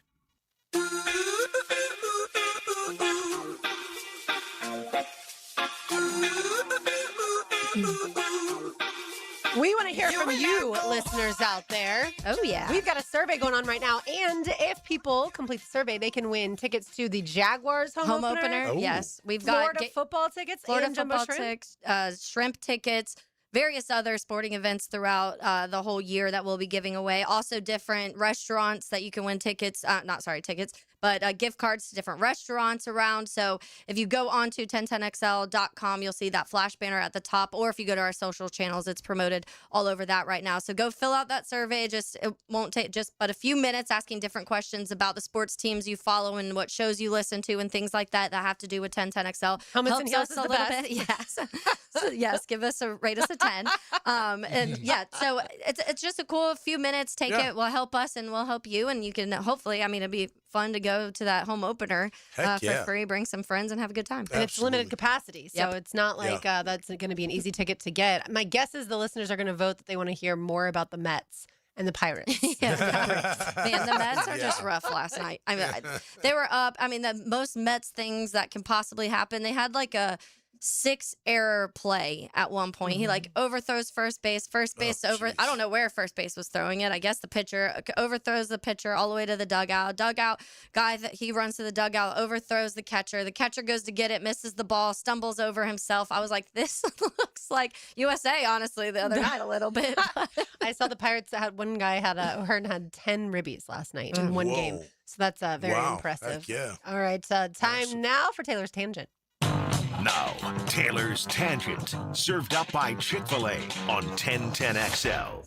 So I'm going to take a little turn into the fantasy football world for a minute, just because I know it is getting to that point where a lot of people are doing their best ball leagues. A lot of people wait to draft until after training camp and preseason because you want to make sure injuries don't happen. So you're usually not drafting now, but you are probably starting to prepare for some things. But I saw a couple interesting notes when it comes to we've been talking about coaches today so far, but Ryan Heath, he's for a few different sites when it comes to fantasy stuff, but just kind of a data guy when it comes to at fantasy points and fantasy points data. But the leading play callers by total backfield fantasy volume last year over the last 3 seasons combined. So this is a minimum 20 games. The play callers who have created the most fantasy points out of their offensive weapons in the last 3 years. Number 1 is Kyle Shanahan with averaging 26.4. Number 2 is Mike McDaniel with 26.2. Number 3 is Ben Johnson with 25.6. Number 4 is Zach Robinson with 25.2. Number 5, Arthur Smith at 25.2. Number 6, Sean Payton with 24.0. And then 7 is Liam Cohen with 23.3. So they go into some details about that, obviously is including Liam Cohen's time with Baker Mayfield and last year with Trevor Lawrence and what they did offensively with both of those teams. So he goes through the whole tweet starts with who won your fantasy league, probably the guy who drafted the most in these specific teams. So last year it was the Rams. If you had the most Rams players, you probably won your fantasy league. The year before it was Bengals, and the year before it was the Dolphins. So 2026, that was these projections coming up. He's saying pretty much draft a lot of players for those coaches. A Shanahan, a Ben Johnson, a Sean Payton, a Liam Cohen are the guys that you probably want to take a lot of players from. But it's funny because we've talked about it like, what does that wide receiver room look like here? Yeah. So how do you choose to that? And that's where the fantasy world gets a little interesting. But the top active play callers by quarterback fantasy points per game since 2021, Joe Brady is number 1, Liam Cohen is number 2. So Joe Brady has 22.5, Liam Cohen at 21.7, Todd Monken behind that at 21.2. Then Zach Taylor, people criticize Zach Taylor a whole lot, but you also got Joe Burrow, so that helps, at 20.5. And then Andy Reid at 20.4. So they said Liam Cohen with Baker Mayfield and Trevor Lawrence has outdone these guys with Josh Allen, Lamar Jackson, Joe Burrow, and Patrick Mahomes in fantasy points from that quarterback per game. Yeah, Baker had one of his best years under Liam, 41 touchdowns, something like that. Like he was incredible. And then took a little step back this past year without him. And then we know what happened with Trevor and Liam. That's an impressive stat. It is. Coming from our head coach. He being a quarterback, he knows the psyche. He knows what it takes mentally. You know, he may not have had all the physical. I'm sure he's fine. He still holds the records up at UMass. So he's a good QB. But Doug Peterson was a quarterback too. Absolutely. And it feels different. Yeah. I don't listen. Doug's first year was great. I mean, their offense was humming. Trevor had a phenomenal year. I mean, he was getting guys open. They were doing a lot of rubs, a lot of crossing routes, similar to what Liam was doing in his first year. You know, and then the second year, and they had disconnect. Some stubbornness hit, egos hit. I think, of course, and different things happened, and it didn't happen in our favor. But that first year. You know, that we were looking pretty good. And look, the most impressive thing about that year was the way we bounced back against the Chargers, because the Chargers were sitting on our first reads. Yeah. And that's what they did. They're like, oh, first read. Okay, we're just going to, pretend like we're not going to sit on, but we're sitting on them, and we're going to pick them off. And then we adapted and changed it, and then he throws the 4 touchdowns. So, look, this year, I don't expect a fall back from Trevor. I expect him to keep going up. And a lot of that has to do with Liam and just the way that he coaches. So I don't think Doug was as hands-on as Liam is.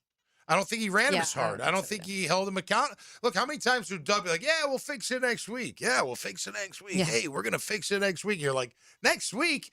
Bump heads. Yeah. Fix it now. I mean, you talk about before the season. The mechanical footwork stuff in general, just that not being fixed and all of those years of issues. stuff. But you come in and you have the season you did in 2022, and you feel like you can kind of just glide through, and Trevor's good, and things will work out. right. And then when you had to start correcting stuff, it kind of caught up with him. And then the whole weirdness between him and Press Taylor was also interesting. But there was one more slide on this: the fantasy points per dropback versus dropbacks per game. So only 4 teams play callers have been in the median in both dropback volume and efficiency, and that's been the Cowboys, and this is 21 to this last year. The Cowboys, the Bengals, the Chiefs, and the Jags are the only ones in that category when it comes to the amount of dropbacks and being efficient with having a high volume of dropbacks with these specific play callers. So, from 2021 right. until now? Not in yeah, shocking. 21 to last year. Okay. Yeah. Okay, so that's obviously with 2 different coaches, Mhm. to Yep. our point about Doug Yeah. Peterson and Liam Cohen. And the Yeah. worst ones, by the way, in that category was going to be the Bucks play caller from last year, Tommy Reese, which was the play caller for the Falcons. They have Former with Notre Dame. yeah, which that was a whole other thing. It's so small. Steichen is on this list. Shane. Dave Canales is on this list, and then Nick Cayley with the Texans are Okay. on the opposite side of where you don't want to be on this specific grid. Yeah.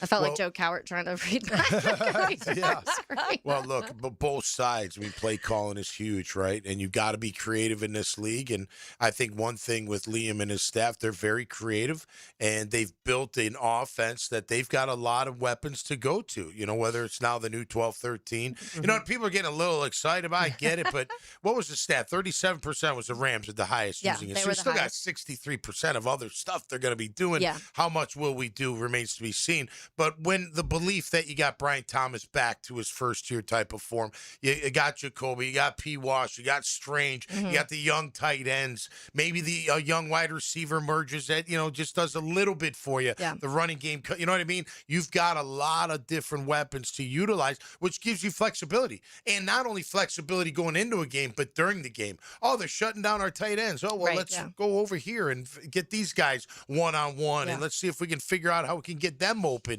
and have Trevor deliver it to them. So it gives them that versatility to run their offense as they see fit and get creative with their different personnel groupings. Yeah. So to bring it all together, full circle, draft every single Jaguars weapon Yeah. on your fantasy team because you'll Who'd you never pick know. first? I think I'd go Britton Strange first. Interesting. Yeah. Because of the drafting of Nate Borkacher, something tells me that, and with how we've talked about how the Jags were wildly successful last year with Britton Strange on the field, not as successful without him. Okay. So Yeah, I think I'd go fair. Britton Strange, but I'm also, let me put a caveat in this. I don't play fantasy football. I I'm used terrible. to, but I don't Yeah. anymore. So I'm probably the wrong person to ask. But my gut says the most consistent player offensively for the Jags week in and week out will be Britton, with other guys having a BTJ has Mixing a in big game this week to week, Yeah, yeah. Jacoby Parker, like we saw pretty much last year. So yards and touchdowns, he'd be near the top? I would So imagine. that For part is- fantasy, right? That's Yeah, what that is. that's what you want a lot of yards. yeah, you obviously want touchdowns. So you have to figure out for fantasy purposes which receiver most likely will lead the team in Like receiving touchdown or yards and yards. touchdowns. Yeah, but I mean, it could be that between Strange and Koziel, they lead in receiving touchdowns. Good. But receivers have way more yards, right? Yeah. Like, just Good. depending on what Liam Cohen Yeah. wants to do. But yeah, because Who'd I you don't play pick? fantasy, I was going to say I'd I ask lean Taylor. towards Parker right now. I think that you talk about like a PPR league, for example, the receptions are going to be a big part of that because every time he catches the ball, you're just getting 1 point there. Then you add what he does after contact, you get those additional yards. I'm thinking he's going to score a decent amount. So all of that calculated together, I think, will end up, but it's hard. It's really hard because I think some people may say Jacoby Myers. Some people say, look what BTJ and Trevor did together down the stretch and how much he targeted Brian Thomas Jr. later. And so I do think there's an argument for almost everybody. And then some people may say, well, what about Koziel? How much is he going to take away from from those the receptions that Britton Strange may get? And so it will be interesting to kind of go through and see at the end of the year who really leads in each of those categories, because I truly could see it being different. Like I could see one having the most receptions, one having the most yards, and one having the most touchdowns. I wonder with so Brian Thomas, right? You got to clear the safety, right? So you're not going to go deep all the time. yeah, So no. he's going to have limited numbers of those, but Yeah. could be 3 to 5 a game. You take deep shots, right? Yeah. And will he go Down over the field. middle more confidently? On Diggs, he will, Yeah. right? And And so if you're getting 30 yards and 25 yards, the yards catch up. correct, I mean, sorry, add up correct. really quick. But the best throw that Trevor does is that deep dig, and he throws it beautifully over the middle. So guys like Brian Thomas will be running those routes. So will P. Wash, and then the underneath, because literally, I mean, you want that clear out so you can work the short to intermediate routes, and we got the guys. We just named all three: Jacoby, P. Wash, and Brenton. Yeah, you throw in Koziel if he can be somewhere, Borkature, he be somewhere. Just take those three guys to work the lower to the middle down the field verticals. You know, that Trevor's really good at throwing in between the numbers. So they may have the most opportunity, but you're still going to take the shots to BT because you have to in order for all that underneath to stay free and open. Yeah, just a fantasy point, I suppose. Brian Thomas Jr. and Parker Washington have the same number, different seasons obviously, but the same number of 100-plus yard receiving games. Okay. So over 100, they each have 4. Yeah. So one less season, obviously, for BTJ. But again, Parker Washington really wasn't a focus of this offense. No, he wasn't. Until very late in the season. Yeah. And BT had, 82 catches that year, first year? 81? His first year? Yeah. I don't think he's going to have that many. I think one was with Trevor and the rest were all with Mac Jones, those 100-yard games. That was part of the conversation correct. last year. One was with Trevor, and the other 3, So, again, it's just, it's different when you look at it from a fantasy perspective. All right, we've got lunch to give away. We do. Free lunch to Chick-fil-A. Hey, meals. Meals food. Love it. We were talking about the soup yesterday, and I actually got some at lunch because it made me hungry thinking about it. But free lunch for 2 to Chick-fil-A. Give us a call at 641-1010. Let's say caller number 2, you get free lunch to Chick-fil-A. Make sure you swing by and get that peach milkshake to go with it, too. It's only here for the summertime, so it's the perfect just little refresher for the middle of the day to match up with that chicken sandwich you'll get. So give us a call and you get some free lunch. I had Chick-fil-A twice the other day. You one did? day. Not on Sunday. Not on Sunday, on Monday, yeah. And you know what my Kelsey did? She took the grilled chicken nuggets, the kale crunch salad, and 2 sauces, mixed it up, shook it up, and had a little meal. I was like, looks pretty good. I was driving. I didn't eat any, but it looked pretty darn good. I had a sandwich. Yeah, I had it for breakfast. I had it for lunch. I had it for dinner. I have it all the time. 3 meals a day. Yeah. You can have 3 meals a day well, there. It's not like it's hot out, so a peach milkshake doesn't sound good right now. It's never. Very for refreshing. sure. All right, Lauren's Lena waits on the other side. Keep it right here. Helmets and Heels, 1010XL, 92.5 FM. This World Cup soccer update is laced up by Valvoline Instant Oil Changes and Houston's Meats. Westwood One Sports presents this World Soccer Update, sponsored by Henkel, official partner of U.S. Soccer. The first off day of the tournament before the quarterfinals kick off tomorrow. It starts in Boston with France and Morocco, a rematch of the 2022 semis, won by France 2-0. FIFA rejected an appeal of Michael Olise's yellow card from the win over Paraguay, so if he were to pick up one more and France wins, he'd be suspended for the semifinals. Olise has 5 assists, one shy of Pele's record of 6 for one World Cup back in 1970. Next up on Friday, Spain and Belgium in L.A. The other 2 quarterfinal matches coming up on Saturday. England and Norway will square off in Miami. Erling Haaland and Harry Kane, 13 goals between them. And then Argentina and Switzerland in Kansas City. Lionel Messi leads the Golden Boot race right now with 8 goals. With this 2026 World Soccer Update, I'm Brad Heller, Westwood One Sports. Get ready to gear up for the final stretch. Henkel Summer of Soccer Sweepstakes is giving fans the chance to win U.S. Soccer store gift cards to stock up on everything you need to support the home team. Last chance to win, enter now. No purchase necessary. Starts June 16th and ends July 31st, 2026. Must be 18 and a resident of the contiguous United States. Sponsored by Henkel. Henkel, proud partner of U.S. Soccer. The cost of mesothelioma treatments can exceed $400,000, and families often face losing their homes and life savings just to pay the bill. The Rights and Claims Department of Flint Cooper has helped victims secure financial support they need to pay for their care and ensure their family's future. If you've been diagnosed with mesothelioma and don't have legal representation, call Flint Cooper now at 800-606-8169. Time is running out for you to file a claim, so don't wait. Call 800-606-8169 for a free consultation. Now, the Florida Gator Report on 1010XL. Installed by Cash Building Material. Windows and doors done right. The Florida Gators landed their 25th pledge of the 2027 class as cornerback Kamari Whitfield of Orlando's First Academy commits to UF. The 5'11", 190-pound secondary star, choosing Florida over Oregon and Nebraska. Head coach John Summerall now has one 5-star commit. 15 4-stars, making the Gators recruiting class for next year 8th nationally in the latest rankings from Rival. Jeff Prosser here. When you need new windows or doors, you want high-end quality without the middleman markup, and that's why I'm telling you about Cash Building Material. Same premium materials, same beautiful finishes, but at a price that actually makes sense for your home. No subcontractors, no runaround, just their own experienced crews who treat your house like it's theirs. If you want it done right, the first time, get a quote today. Thank me tomorrow. For windows and doors, search Cash Building Material. Windows and doors done right. Frank Frangie here. I've been telling you about Stanley Pools for years. But you know my favorite thing about this family-owned company? They take such good care of my pool. All I have to do is relax and enjoy it. Stanley Pools has been the best in the business since 1988, and their weekly maintenance makes owning a pool effortless. You can trust Stanley Pools to build your pool or upgrade it. They've done both for me. Call 904-269-7277 or find them online at StanleyPoolsFL.com. Stanley Pools, a family tradition of fine swimming pools. Surely, you've heard of John Osher. That's obvious. Find out what he's heard about your favorite football team. Is there anything else we need to know? Listen for Jacksonville's senior writer weekdays on 1010XL. Served up by Twin Peaks. Have you or someone you care about been arrested or had their driver's license taken away? I'm Susan Cohen, and I work with David Robbins at the law firm of Epstein & Robbins. We are experienced fighters for those charged with DUI and all criminal offenses. I've been named the best DUI attorney in the state, and David has been named the best criminal defense lawyer in Jacksonville. In your battle with the justice system, there is only one thing you need to know. Dial David 24/7 at Epstein & Robbins, 354-5645. Overheard at the Hard Rock Bet Party. Wait, is that Ronaldinho? Ronaldinho, you think Brazil will win it all this summer? Claro que sí. Can I just say, you're my favorite player, ever. Bet all of soccer's biggest matches this summer on Hard Rock Bet.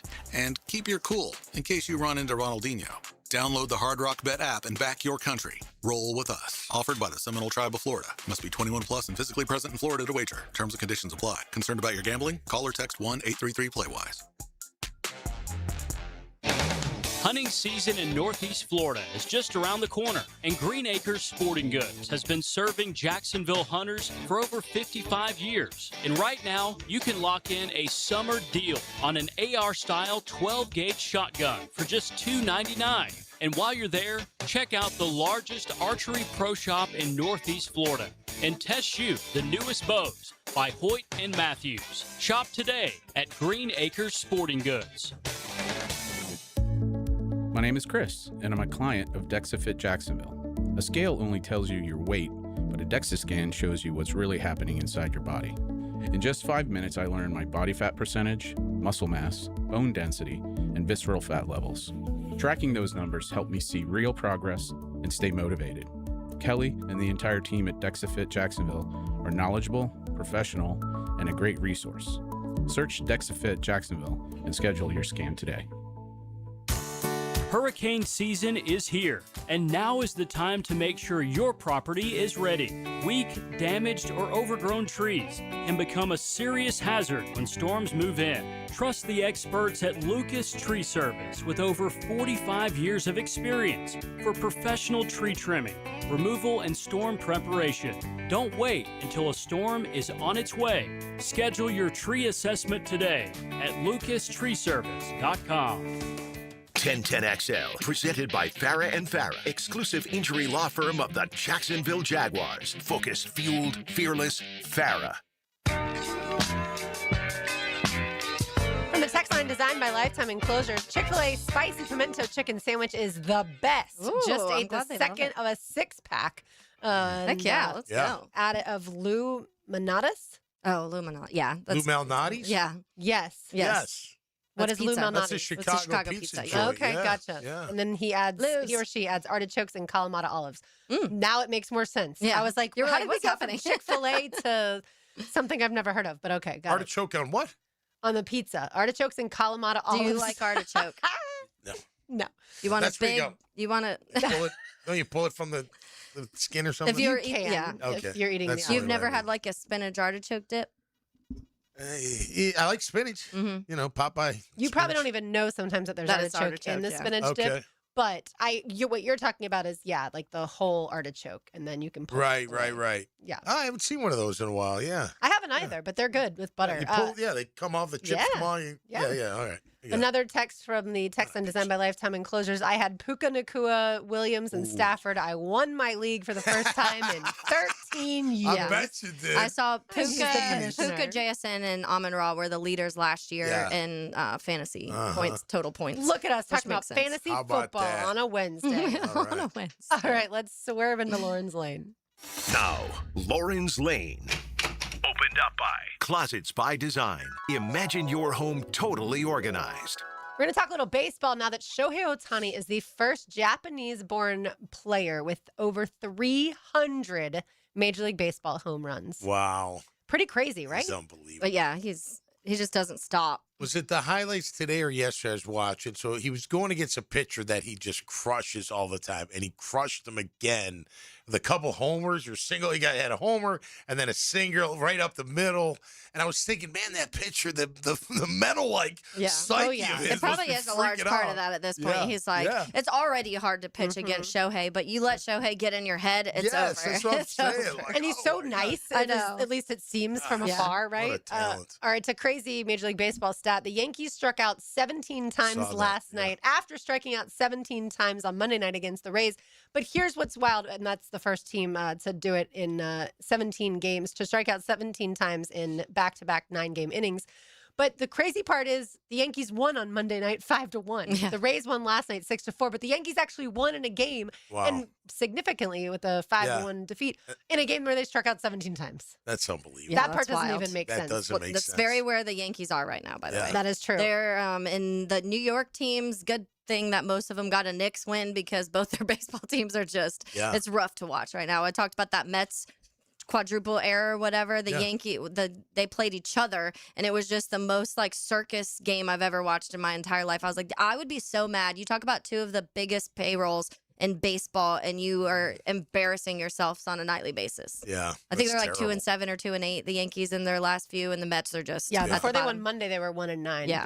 But I love a good Subway Series when both teams are not playing well. Tonight, by the way, Shane McClanahan versus Garrett Cole. Just a reminder of that. I've mentioned it before. And then here's what I want to talk about with the Rays: Junior Caminero. Do you know who Junior Caminero is, Tom? No. Okay, Taylor, you know who he is, obviously. He's but a baseball player, to imagine. he's a Rays baseball player. Okay. But here's why someone like you should know who he is. Okay. So because he's I'm on radio, sports talk radio. No, because like in sports, we don't talk about Junior Caminero enough. So he's from the Dominican Republic. Okay. He hit 78 home runs before he turned 23 years old on July 5th. Ooh. Plus, last year he had 45 home runs. That was the second most hitters ever hit in an age 21 season, behind only Eddie Matthews, 47 home runs in 1953. Wow. He's one of only 5 players in history to finish a 45 home run season before turning 23. Mm-hmm. Eddie Matthews, Johnny Bench, Joe DiMaggio, and Vladimir Guerrero Jr. So 3 of those guys are obviously in the Hall of Fame. Yeah. And then Vladdy, I would imagine if he keeps playing well, he'll be in the Hall of Fame. But that's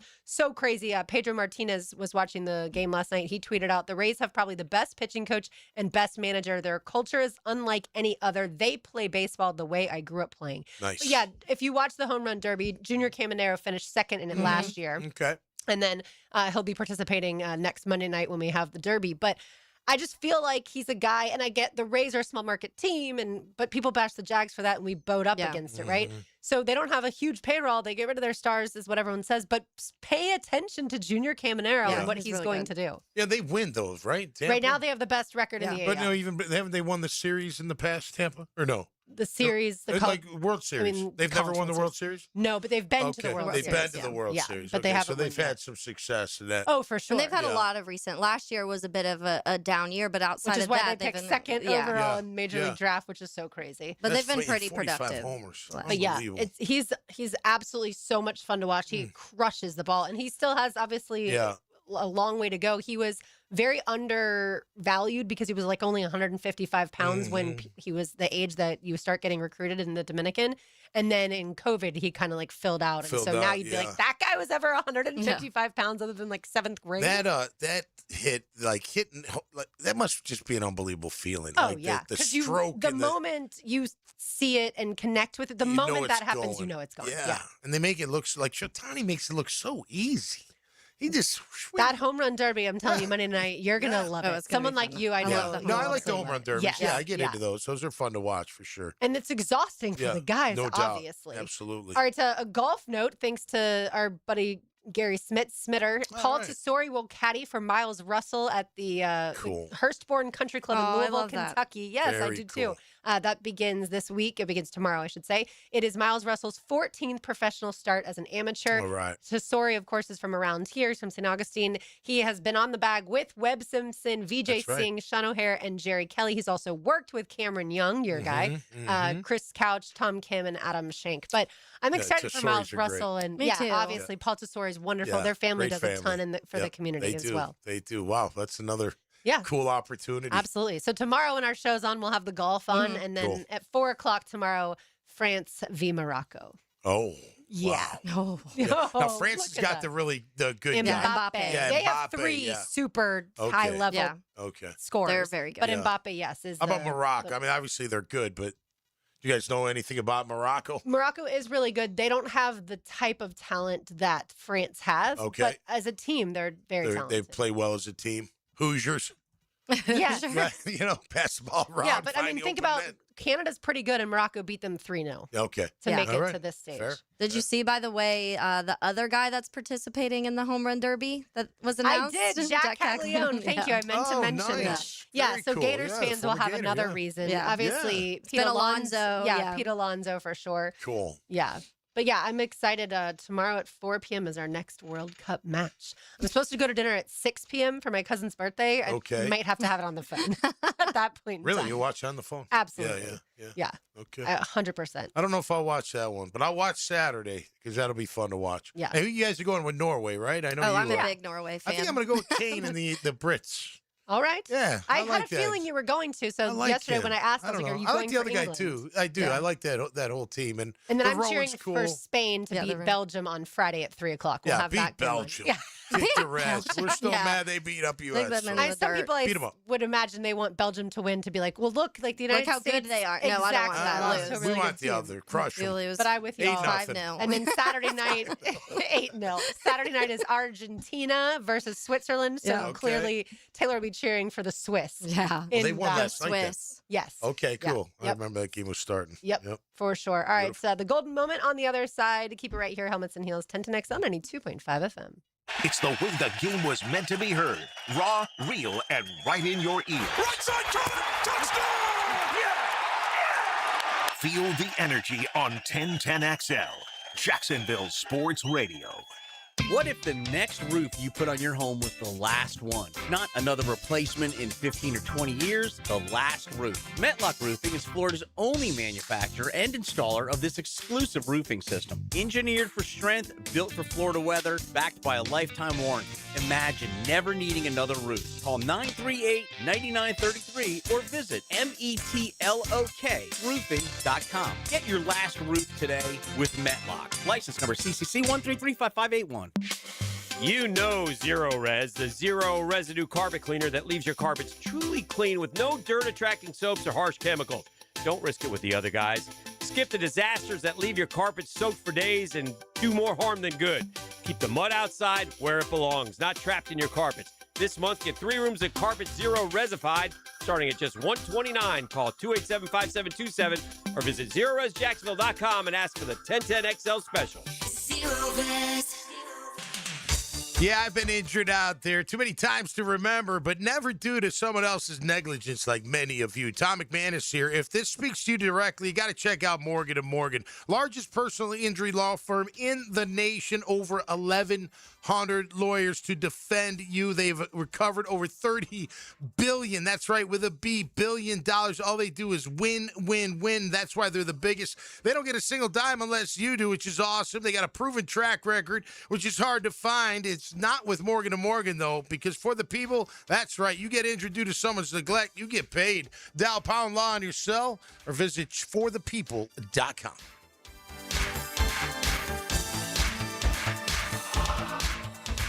It's Christmas in July at Beard's Diamonds. Why not celebrate your anniversary with a stunning Eternity Band or a pair of diamond stud earrings? Buy now and get up to 40% off. Don't miss this annual event. Best prices of the year store-wide. And remember, Beard's Diamonds is your local jeweler with over 4 decades of delivering the best value, the best quality, and the best overall experience. With no commission salespeople, no corporate sales quotas, and no nonsense pricing. Beard's Diamonds at the shops at Town Center. Shop local. Shop Beard's. In this age of globalization, we've learned that bigger isn't always better. Ever tried to get phone help from a big corporation? From a real person? Good luck. That is what's so nice about Mike Merritt's Heating and Air. Unlike publicly traded conglomerates with headquarters in faraway cities, Mike Merritt's Heating and Air remains family-owned and operated by Mike, your neighbor. Mike Merritt has delivered hometown service, integrity, and pricing for generations. The big guys incentivize their techs to sell you new equipment.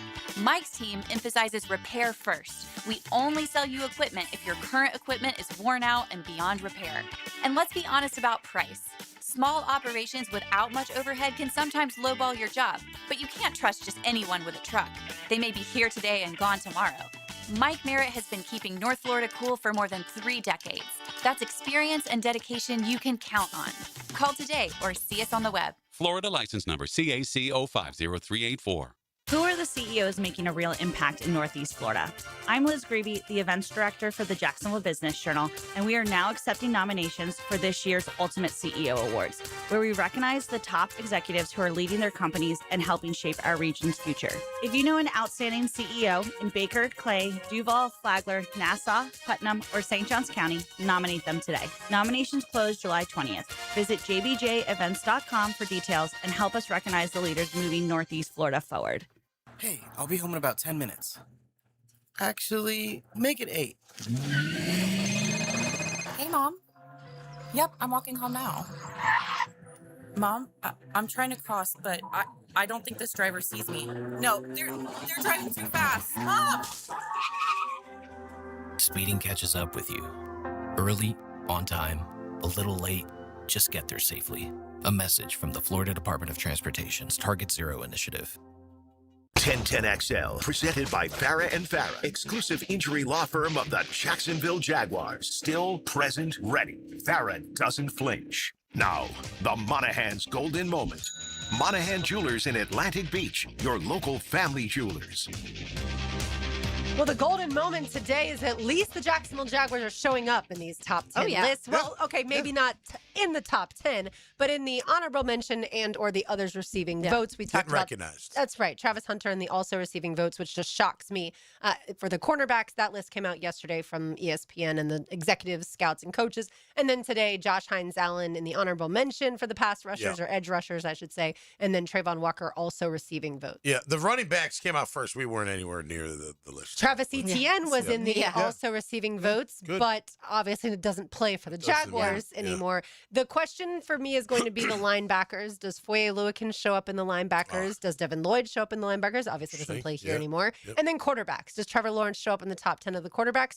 We feel like he should, but if you look at a lot of different national top 10 quarterbacks, he's not going to show up in those. And so that's where, even though we saw the transformation and the huge leap that he took, but I won't be surprised, just putting that out there now, if he doesn't make the top 10, if he's in that either honorable mention or the also receiving votes for quarterbacks. Yeah. Well, if he's not, they just want to see him do it again. Yeah. You know, they're like, that's great. You turned it around last year. You had a really good year a few years ago, and the next year there were injuries and stuff. You didn't have the best year. So let's see you do it again. We believe he will. We believe he will because of the way, not only the way he played, but the way he was coached. Hearing how they holding everybody accountable. They fixed his bad habits, it appears. He did regress a little in the wild card, but he also brought the team back a few times. So we'll take that as well. He's a top 10 in my book. I wouldn't call him top 5, but I'd call him top 10. I'm right there with you. I would pick Trevor ahead of a guy like Justin Herbert at this point in time. I'd also pick Trevor ahead of a guy like Jordan Love at this point in time. I would pick him ahead of Jordan Love. Herbert would be, I think they're a pretty close one-on-one, in my opinion. They're pretty similar. They're pretty, I'd pick him over Stroud. For sure. CJ Stroud for sure. Yeah. And he's obviously not going to be in the top 10. CJ Stroud won't be. But like Caleb Williams, will he be in the top 10 based off of this past year? Jaden Williams probably was in it last year, but I would imagine, Jaden Daniels, thank you. Who's Jaden Williams, by the way? Caleb and Jaden. Yeah, there you go. That's exactly what it was. That's what you did because you said Caleb Correct. Williams. Yeah. So like Jaden Daniels probably was a top 10 quarterback his rookie year, and then this time last year they were saying that. Yeah. And that's what I do think that there's the top when you're talking about Joe Burrow and Josh Allen and Patrick Mahomes and Matthew Stafford, and you probably throw in Jared Goff into that conversation. And then there's the ones to me that are all very like a Herbert, a Love, a Baker, a Hurts, a Trevor. Like those ones I think are that next group where people are kind of talking about that. And then you have that the young where it's like May and Daniels and Williams, and where do you rank those off of one season or a half a season or a season and a half, however you want to look at that for some of those guys. So I do think Sam Darnold, by the way, is like, hello. I don't know, me too. And some people may put Darnold in the top 10. I probably wouldn't. He'd be outside of my top 10. But Bo Nix is another one that people are, he's right on that cusp when it comes to the top 10, you know, right outside of that. We're and talking this about season could change. Sorry, we're talking about quarterbacks and top 10 quarterbacks, and whose name have we not mentioned? Aaron Rodgers. Thank God. Yeah, we finally made it through the storm. We did. It's a long storm. It's such a long storm. 100-year storm. I would say we drowned. The light.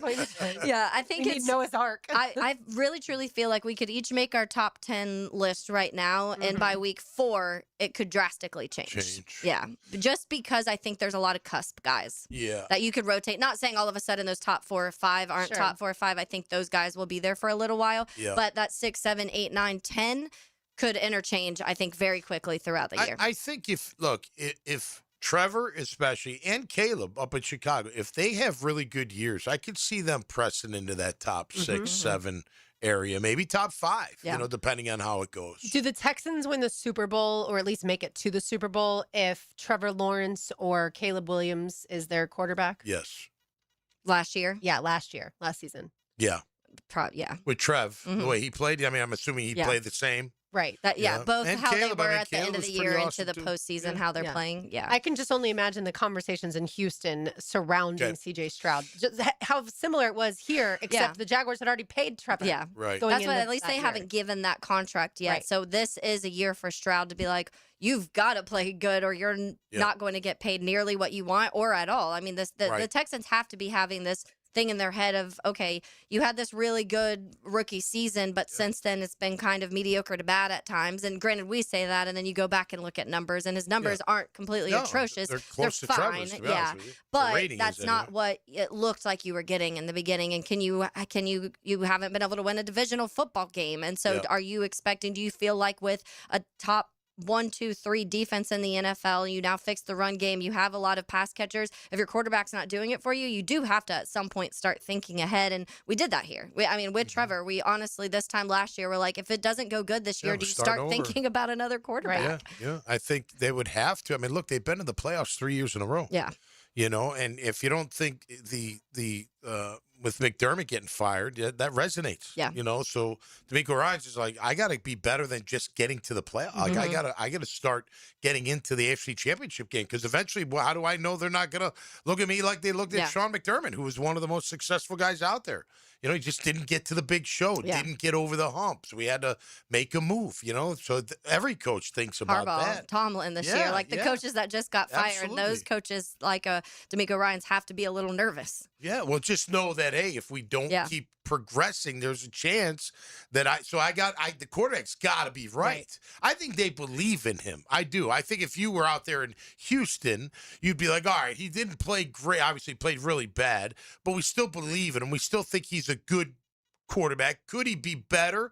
We'll see. They're working on the pre-snap. Like, they're working on the different things like we worked on with Trevor last year. The offensive line and the run game. People are going to say... line. They upgraded the O-line. Right. People are going to say, you know, that those are reasons / excuses, however you want to look at it. But what did Trevor say? We have to have an efficient ground game. You do. And when he was in his sling, that's what he was talking about. I think, look, with Stroud and May, I mean, their line didn't help them out at all in the playoffs. I mean, they didn't. I mean, they just didn't. And you need a quarterback that can either get out of Dodge and make things happen on his own, or have a better line.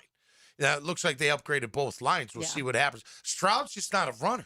You know, he's not just going to take off and like Trevor's deceptively really fast. And Drake May will run sometimes. Drake May can run. Absolutely. Drake May ran a ton in the playoffs and saved his butt and saved his team a little bit until the end. But Yeah, Will Campbell was like, have you met Drake? He's right here. Yeah. He's fine. Yeah, no kidding. I saw he's been working You know out what? with some I'll legends. just let you go. Like, Maybe I'll try to trip you a little bit. Will Campbell, I saw, was working out with like Lane Johnson Oh, I and did see that. another. You see the difference? Yeah. I mean, it's big difference. crazy. Yeah, Even the way they moved a little bit. It's Yeah. like, you're a left tackle. Like, Yeah. those guys look. I mean, Lane's a right tackle. insane. Yeah, He's really insane. good. Yeah, he's Yeah, really the Eagles have a phenomenal offensive line. Stats last year for CJ Stroud, just over 3,000 yards, 19 touchdowns, 8 games. I mean, 8 picks. Did miss a few games. Yeah. He But had a yeah. concussion, I think, didn't He he? did, yeah. That's when Davis Mills stepped in, and then Yeah, Davis right. Mills and the Texans beat the Beat the Jaguars. Jags, But yeah, yeah. like you said, CJ Stroud has made the playoffs, just can't win a divisional round game. But certainly is a guy that they hope and pray that this season, with the upgraded talent, that they're going to make a deeper postseason run than they've done yet. Don't think for a minute, too, they're not sitting there going, okay, well, we got Davis still. You know, if we need to. He beat some teams last year. If we need when to, needed we it. got, we can, if we need, we don't Right. want to. We Right. want There was CJ a to work narrative out. there for a little while that Davis Mills was better than Trevor Lawrence. Do you remember that Yeah. part of things? Yeah. Oh, God. Listen, but even when we were 7-4, Trev was up and down. Right. I mean, he was. He had some really good games and moments. He had some really bad moments in games. So it, until that started clicking, that was the rhetoric, not just here, but Sure. everywhere. People were mad that Phillip Rivers looked like he knew what he was doing when he had just gotten in Indianapolis, coming off of his couch or high school football field. And it was like, he looks like he can command the offense better than Trevor can. Yeah. And that was just this past season. He fun looked to like- remember. Like he ate as much as his wife did during her 9th pregnancy. What he looked like. Oh. His face was like, It was. It was. couldn't even see out of his he eyes. definitely couldn't move. That's for sure. All right, one segment to go before we keep bashing Phillip Rivers. It's Helmets and Heels 10 to XL 92.5 FM. Streaming live from the XL Digital Studios. Polished by Harbor Dental Care, the locally owned smile restoration experts. I'm Frank Frangie, and I can tell you as Walk-Off Charities has grown, we now manage a large athletic facility with numerous fields, including the Bregan Baseball Complex. To get around, we needed a good, reliable golf cart. I went straight to Dynamic Drives and Design in Jack's Peak. I met with Travis, told him exactly what our needs were. Would you believe before you knew it, the perfect cart was delivered to us at an incredible price? If you need a golf cart, Travis and his team are the go-to. Learn more about them at dynamicdrivesdesign.com. Hey, Tom McMahon is here for the Armstrong Fence Company, a locally owned First Coast business for nearly 20 years. Hey, hurricane season is here, man. Don't wait for that first storm warning. Your fence is your first line of defense. That's right. Loose boards, weak posts, or damage can turn into big problems in those high winds. Armstrong Fence Company handles repairs and builds from stadiums to your own backyard. Get a pre-storm fence check today. You call Armstrong Fence Company or search them out online. Armstrong Fence Company. Yeah, we did the fence. ET here for Encore Research. What if the next medical breakthrough started with you? Clinical research volunteers play a vital role in helping doctors better understand diseases and develop future treatments. This summer, discover how participating in a clinical research study can advance medical breakthroughs while empowering you to take an active role in your own healthcare journey. Are you ready to learn? Check them out at EncoreDocs.com. Together, we're building a healthier future for Jacksonville. Want to stretch that dollar? Taylor Doll here to help save you money with the Money Pages magazine and app. Trying to figure out dinner? Money Pages has deals at your favorite local restaurants. Need auto repairs or an oil change? Money Pages has coupons to help you save. Looking to do some home improvement projects? Money Pages has deals on everything home, from AC repair and plumbing to flooring and painting. Check your mailbox for Money Pages today and download the app for savings on the go. I move mountains for a living. Literally. That means I don't carry hand lotion, and when it comes to serious heartburn, I don't mess around with anything but Rolaids Max Strength. Its dual-active formula has 1,500 milligrams of calcium carbonate and magnesium hydroxide that relieves heartburn fast. And the best part? The roll fits right here in my pocket, so I can get back to moving mountains. Rolaids spells powerful relief. 1,500 milligrams is our highest amount of antacid per tablet. Read each label. Use as directed. Keep out of reach of children. Checkmate. I'm Brendan Cecilia, founder of Checkmate Coatings. And I'm Chester, the Checkmate King. The two most important factors behind a great garage floor coating are the preparation and the application. So we prepare every floor with high-performance diamond grinding pads. But just ugly diamonds, right, Brendan? If we find any nice ones, I could use some crown jewels. Sorry, Chester. Our special grinding pads use diamonds that are too ugly for jewelry. But they create the perfect surface to bind with our multi-layer polymer coating for years of durable performance. You'll have to pick out jewelry on your own time, Your Highness. The term is Your Majesty, Brendan, but I'll let it go this time. Perfect preparation? Check. Expert application? Check. A gorgeous new floor that sparkles like a diamond in your garage? Checkmate! Transforming your floors, making them great. Checkmate. Visit checkmatecoatings.com. That's checkmatecoatings.com. Here's some advice I've learned over the years. The best time to fix something around your house is before it forces you to. Don't wait until your plumbing fails, your septic system backs up, or your AC quits on the hottest weekend of the summer. This month, Duck Rooter is making it easier to stay ahead of the problem. Save $250 on a whole home repipe or redrain, $50 on any septic service, and $500 on a new AC system. When you're stuck, call Duck Rooter, 904-862-6769 or duckduckrooter.com. 1010XL, presented by Farah and Farah, exclusive injury law firm of the Jacksonville Jaguars. When it's game time, Farah doesn't flinch.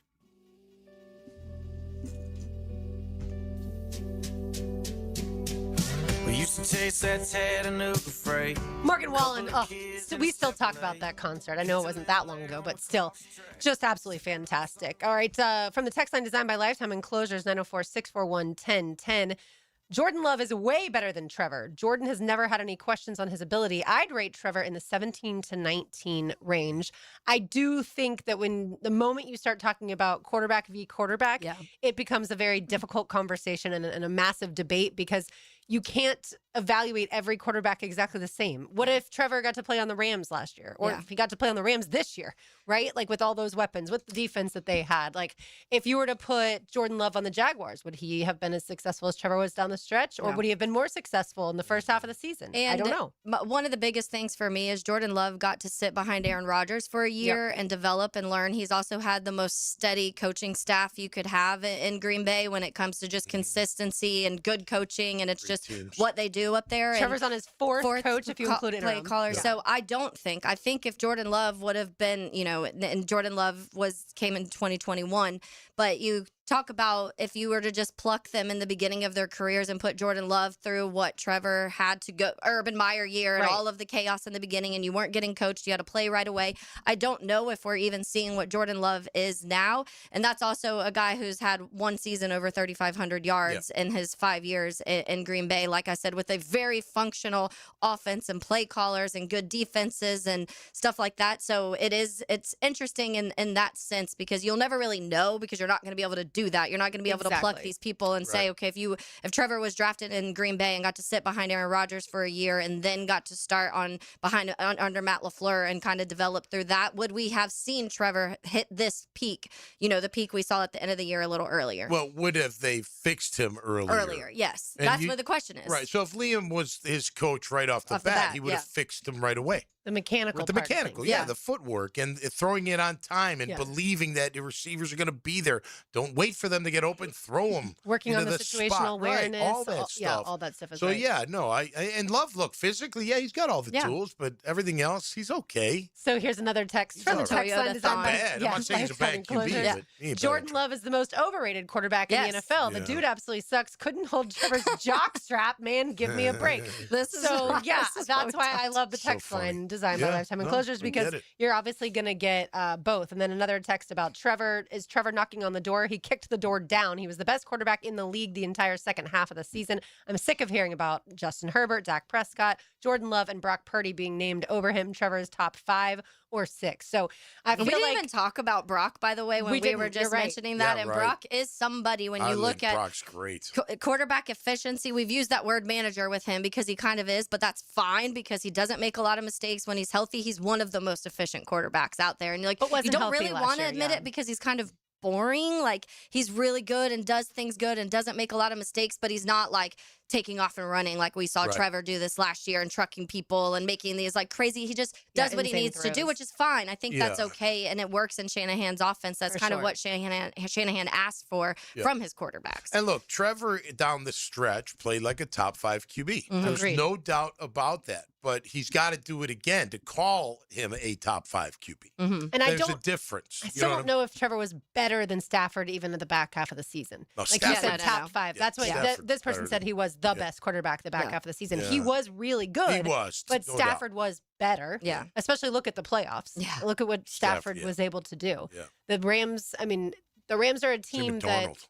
Right. I mean, in the playoffs. Right. If the Rams didn't have Stafford last year, they don't make the postseason. Like if he wasn't able to play with that back injury. Oh yeah. Yeah. Which was a big conversation point. It was. He wasn't practicing during training camp. He wasn't doing anything. We were like, oh no, is he even going to play? Right. And then he was like, I'll show you. I'm going to win MVP. If I'm him, I'm not practicing this training camp either. I'm going to say I'm running it back the exact same way. My back's hurting a little bit. Yeah. I learned this from Jalen. Exactly. All right, let's say hello to the Frangie Show. Now, the 2-minute drill is driven by nobody but Nimnicht. Nimnicht Chevrolet on Cassett Avenue and Nimnicht Buick GMC on Phillips Highway. Hey, Carline joins us now. We're talking quarterbacks now. Obviously, earlier in the show, we talked about edge rushers with the top 10 coming out. Would you have Josh Hines-Allen in the top 10? No, not close. I mean, I say not close. I mean, it wouldn't be.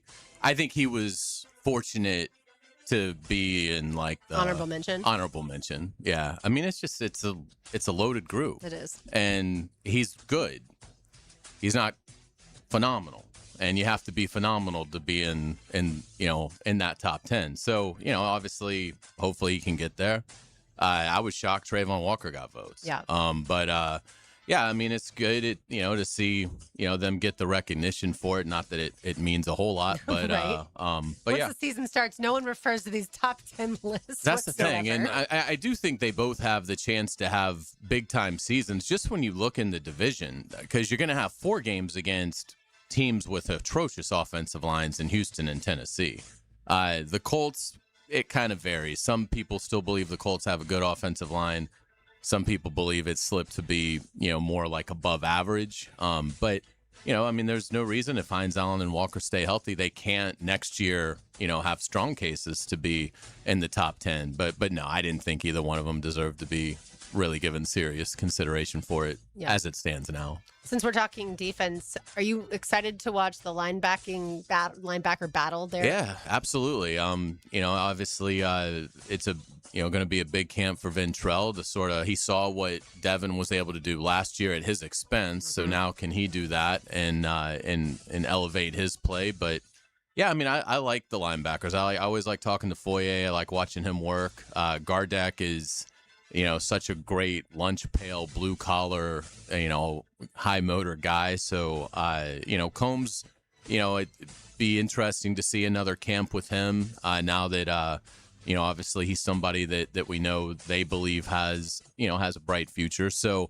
honestly, there isn't really any position that they have that I don't think will be very interesting to watch in training camp. It's not necessarily like at linebacker, they're fighting for a job, obviously. Yeah. It's not so much fighting for like a starting job, but just to see the progress and again, how they fit in. The biggest thing is this was an ideal offseason if you're a player for the Jaguars because nothing changed. Mm-hmm. It's the same exact coaching that you got last year. So, so that gives you the environment to really take a big step forward if you're willing to work and put in the effort. So, it should be obviously it'd be great that they're going to be on the grass here in a few weeks and camp will begin this month. I love saying that.